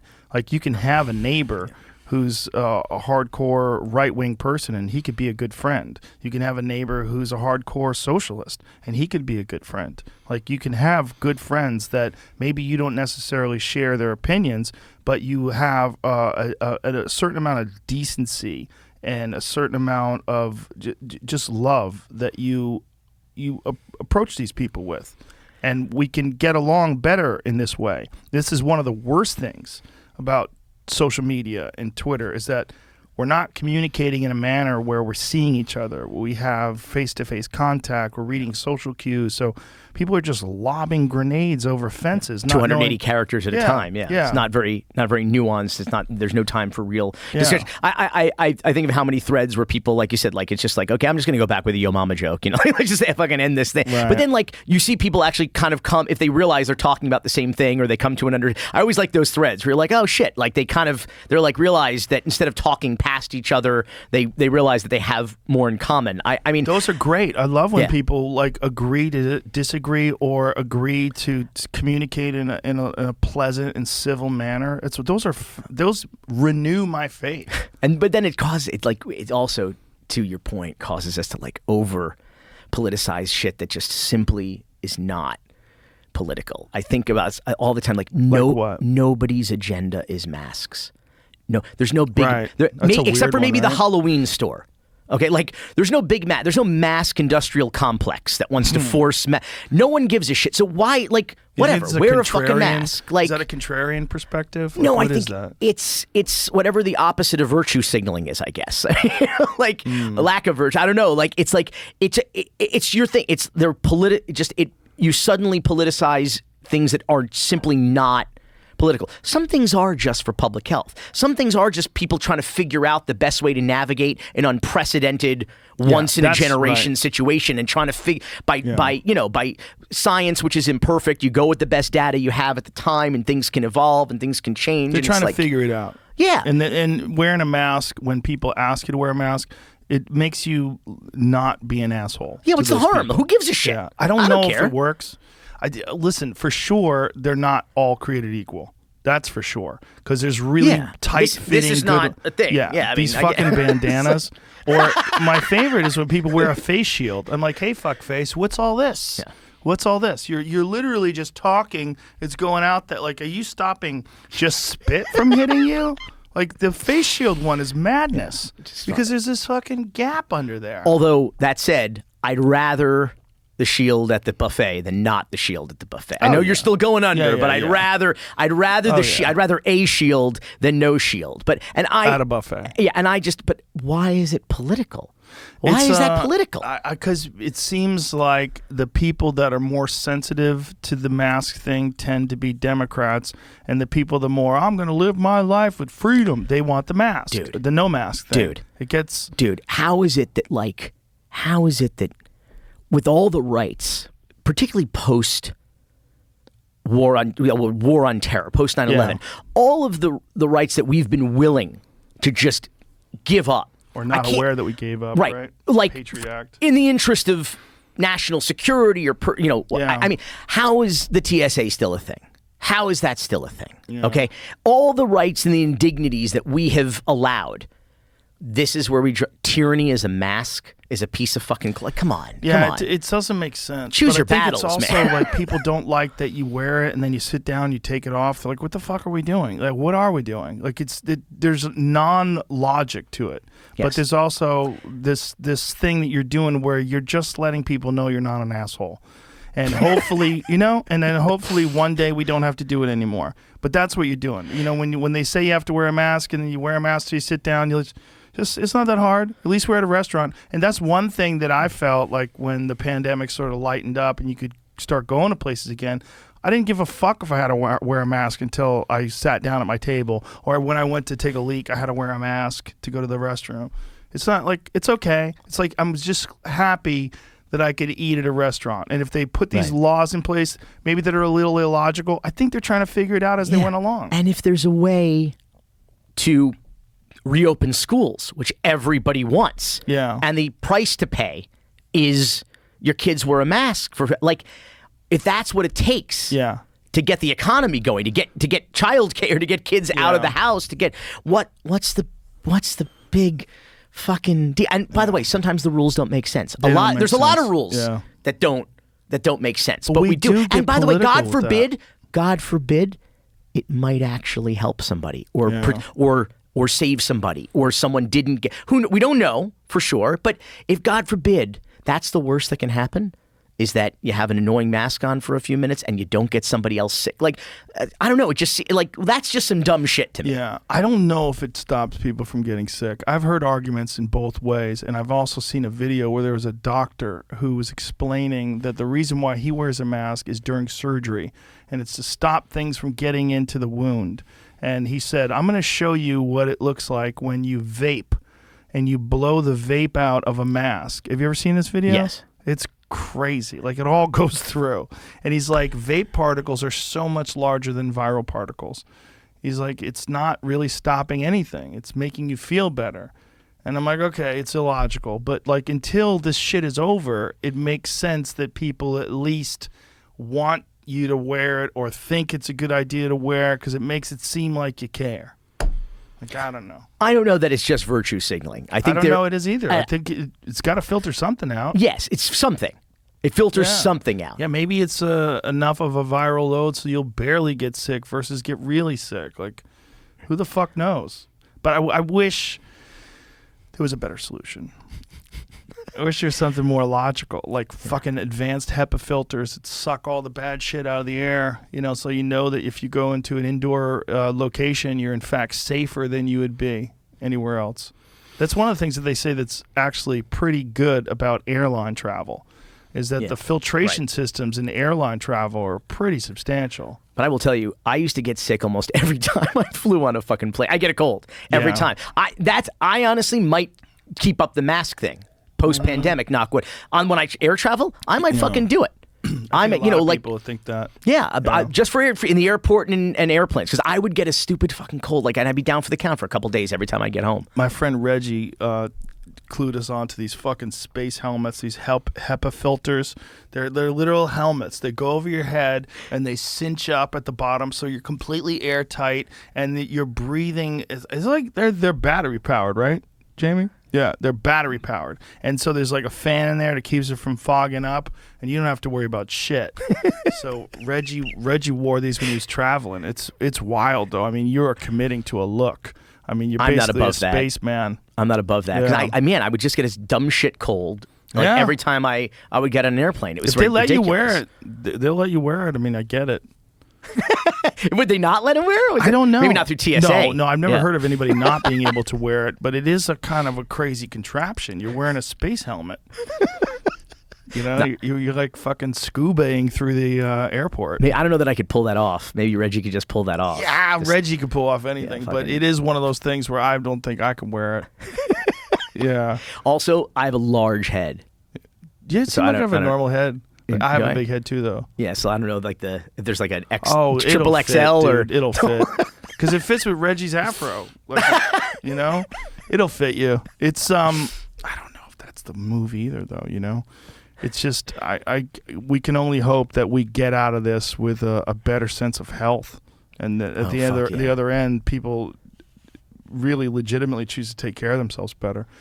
That's absolutely one of the only things that's going to help you. I'm like, if this taught Americans to like wash their hands and be a little less disgusting, and really with the pre-existing, most Americans have pre-existing conditions. Yeah. Obesity is a major part of that. It's a huge factor. Yeah. So if this gets people to say like, you know what, maybe one of the lessons of this pandemic is to get in better shape, is to take care of myself more, to eat better or whatever. I ate pretty good during this pandemic. I need to get back in the gym. I'll tell you. Well, it's hard, right? Because you're looking for comfort. I ate my feelings in the house. I ate my feelings. Oh yeah. I got to be honest. The beginning I enjoyed the beginning of the pandemic because it just made me closer to my family. I spent more time with them. Just spent a lot of time just hanging out at the house. We watched movies. You know, watched a lot of Netflix. It wasn't that bad, but then after a while, it just started to grate and grind and turns into The Shining. Yeah, well, not that bad, but you can see how people have a tendency to they realize the world's fucked, so I'm eating lasagna. You know, the world's fucked. I'm going to order a pizza. I had a lot of nights like that. I'll tell you, I did my part for local restaurants in Miami. Fucking went on the apps and, you know, actually a lot of times I tried to avoid the apps and would order direct so as to not, you know, they don't have to hit that VIG. That's good. Yeah, that's good. Like, they get hit hard. So like I would just order directly from the restaurants and go pick it up, or if they had their own delivery service or whatever I could do. And oh yeah, I didn't get COVID-19. I might have got the COVID-35. Did you gain that much? No, not that much. Maybe COVID-20, COVID-25. Are you a regular exerciser? I used to be. Yeah? I used to be. What changed? Time. I didn't make the. By the way, not that I had less time, but I didn't make. I'm calling myself out. I didn't make the time. I didn't prioritize it in a way where it's like, okay, yeah, I got to be on set at 7 a.m. or 8 a.m., but I'm going to wake up at 5, you know what I mean, to get the workout. Mm-hmm. Like, you have to do that. I'd rather, because I went to sleep late last night, I'd rather sleep in and then go right to set. So, yeah, so it was just time. We became busier. I mean, we're working on, 4 documentaries at the same time now. Gone are the days where I can spend 12 years on a doc like we did The Kings of Miami, or we go one project at a time. Now, listen, I mean, it's a golden era. You said it. It's a golden age of nonfiction content. Yeah. And so, like, we like docs are the thing when you think about it. I mean, listen, I don't know, Netflix wants to be talking about their business, but a 10 episode season of The Crown on Netflix costs $100 million. It's $10 million an episode. Docs cost less, meaning, and if they rate and people watch it and love it as much so as some of the scripted and premium big budget shit, then it's a bargain for them. It's great for us because we have work. It's a bargain for them because they don't have to pay $10 million an hour. Boy, an did episode. The fucking convergence happened perfect for Tiger King, didn't it? Oh, yeah. It was like the lockdown and then Joe Exotic. Look what we got for you. We got some craziness. It was amazing. Yeah, an incredible convergence, right? And that comes out now. I don't think it becomes that zeitgeisty No, kind of a moment. It's just crazy. It's like a lot of other crazy It's also very shit. good, though. It's great. It's very good. great. I'm not saying it wouldn't succeed on its own merits. I'm saying the confluence of circumstances that you refer to. I mean, like, and Netflix they're so good. They're so good at what they do.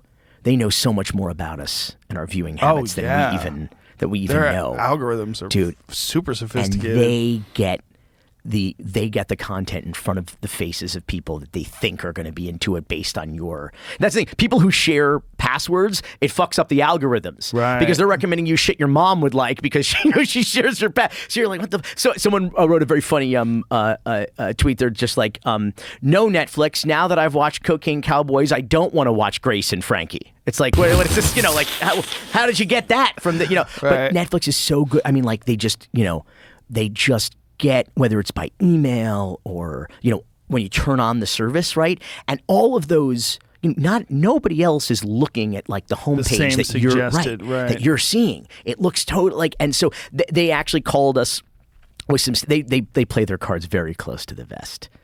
Netflix does not tell you.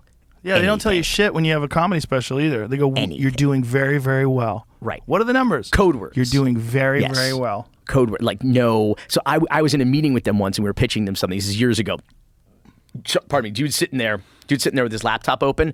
I'm trying to look into with the reflection of his glasses to see if I can see because he's looking up our shit, like what Right. other titles that they had. Like we're pitching him something new. It's like kind of see how your stuff. And I got the, kind of like grimace nod, and I was just like, oh, I guess that's good. And so it's funny that they don't tell you anything, but they know. Oh, do they know so much? They told us like which were the most popular thumbnails, interactive, meaning like because they generate a bunch of in-service art, and they tell you which one people interacted with the most, like so which artwork they responded to the most, and then how many finished or start. It's fascinating, and so it's funny. So we did Dogfight, the backyard fighting doc, and it was a license. We worked with a bunch of people. Like we didn't hear anything. It launched. A few weeks later, we get a call from like big guy over there calling congratulations on the launch. And so we ask him, we say, hey, listen, how's Dogfight doing? In so much that you can tell us how Dogfight's doing. Very well, overperforming here or there, code words, but no numbers, Right.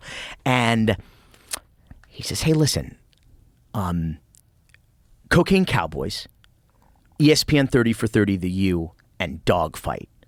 What do those things have in common? And I said, well, Miami and the American dream by any means necessary. And he said, bring us more of that. And so we ultimately pitched Cocaine Cowboys, the Kings of Miami. So Bring it's like, us but again, more of that. those are the hints. Like otherwise, there's they were so brilliant. What they used to do for a while, I noticed this. I don't know if they still do this, but I noticed this back in the early days of like their originals, like Orange is the New Black, House of Cards. I don't think David Fincher knew what kind of numbers House of Cards were getting. I don't think they tell you anything, but here's what they did that was so brilliant. Like, let's say the new season was launching on a Tuesday. On Monday, they would announce that it's already been picked up for a new season. So one of two, that's two brilliant things. Number one, you've just made a contract with your audience that if you invest 10 hours on this thing, there's going to be more of it next year. So, you know what I mean? So do it. And then if you're cast and crew, what do you care what the numbers are? All you care about the numbers is that you have a job. Right, You got right. picked up for next year. So now they don't even care about the job. And of course, you can't use the numbers to renegotiate Right. your of contract. course. Yeah, you can't. You're either just like, and what do you care at that point? You're like, I got a new season. I got a job next year. That's all you care about is you get picked up, right? That's why the numbers matter. And so if you've already been picked up, what do you care? They're so good. And people just watch. You know what happened? So on the first Cocaine Cowboys, it took like 3 or 4 years for it to become like a thing, I feel. Like, so first 2006, it blew up in the bootleg market. And here's the thing, every window was a different demographic that saw it and got exposed to it. Like, so the first one was like a younger urban audience with the bootlegs. Then there was legit DVD, which was like Amazon, Best Buy, Netflix Red Envelope. Remember the old school days of the DVDs, Yeah, it blew up there. Then it went on Showtime. Then it went on CNBC. Then it was one of the first docs on Netflix's streaming service when they first launched the streaming service. But every one of those windows opened up like the show to a totally different demo. You know, by the time it gets to CNBC, that's not young urban. You know, that's a very different audience. So it's just like but it took that many years for it to for me basically to get into Ubers and, you know, someone would say, "Hey, where are you from?" I say Miami. They go, "You ever see Cocaine Cowboys?" Where like you knew, like when it comes back, when your tweet comes back to you, you know, when it kind of goes around the world and people are sending you your own meme, you know, you're like, "Oh, that's cool." But it took years. But like Kings of Miami, boom, they flick a switch, baby. It's on 190 countries and 30 different languages, and everybody is just seeing it. So it's like it's all those windows collapsed. It's incredible. It's amazing what they did. It's a pretty stunning network. Unbelievable. Yeah, and the fact that they have figured out how to not just replace traditional networks, but make it far superior. And then they figured out how to make how about I'll give you the whole series in one burst. Sit down for 20 hours, watch it all. You're like, what? Yeah. All the episodes? You're the network. You're the programmer. You're the network executive. And you can binge. Nobody binged before. Yeah. They figured it out. Actually, you know what? It's the DVD experience. Yes. When I first got, I remember what was it? Like The Wire or something The Wire, like that. The Shield. Yeah. I'd stay up all fucking night. Right. And I wouldn't even realize it. Yeah. I mean, the sun would be coming up. I'd be all cracked out. I'd be like, did I just sit and watch fucking 10 episodes of this thing? That was like the beginning, I feel like, of that. And they were a DVD company, you know, a distribution company originally, you know? So like, I feel like that's how they were like, oh, maybe people just, what if we just give them the whole fucking season? So good. So brilliant. Well, I'm glad you got a platform, and keep bringing more of that. Keep doing it. Whatever you're doing, man. I love it. I'm a giant fan of your work, and thank you. I'm happy you're here. I may not be a one-hit wonder, but I might be a one-trick cowboy. Whatever the fuck, it's a great trick, man. One-trick pony. Keep swinging. Thank you, brother. I really appreciate you very much. Thanks, Jim. All right. Bye, everybody.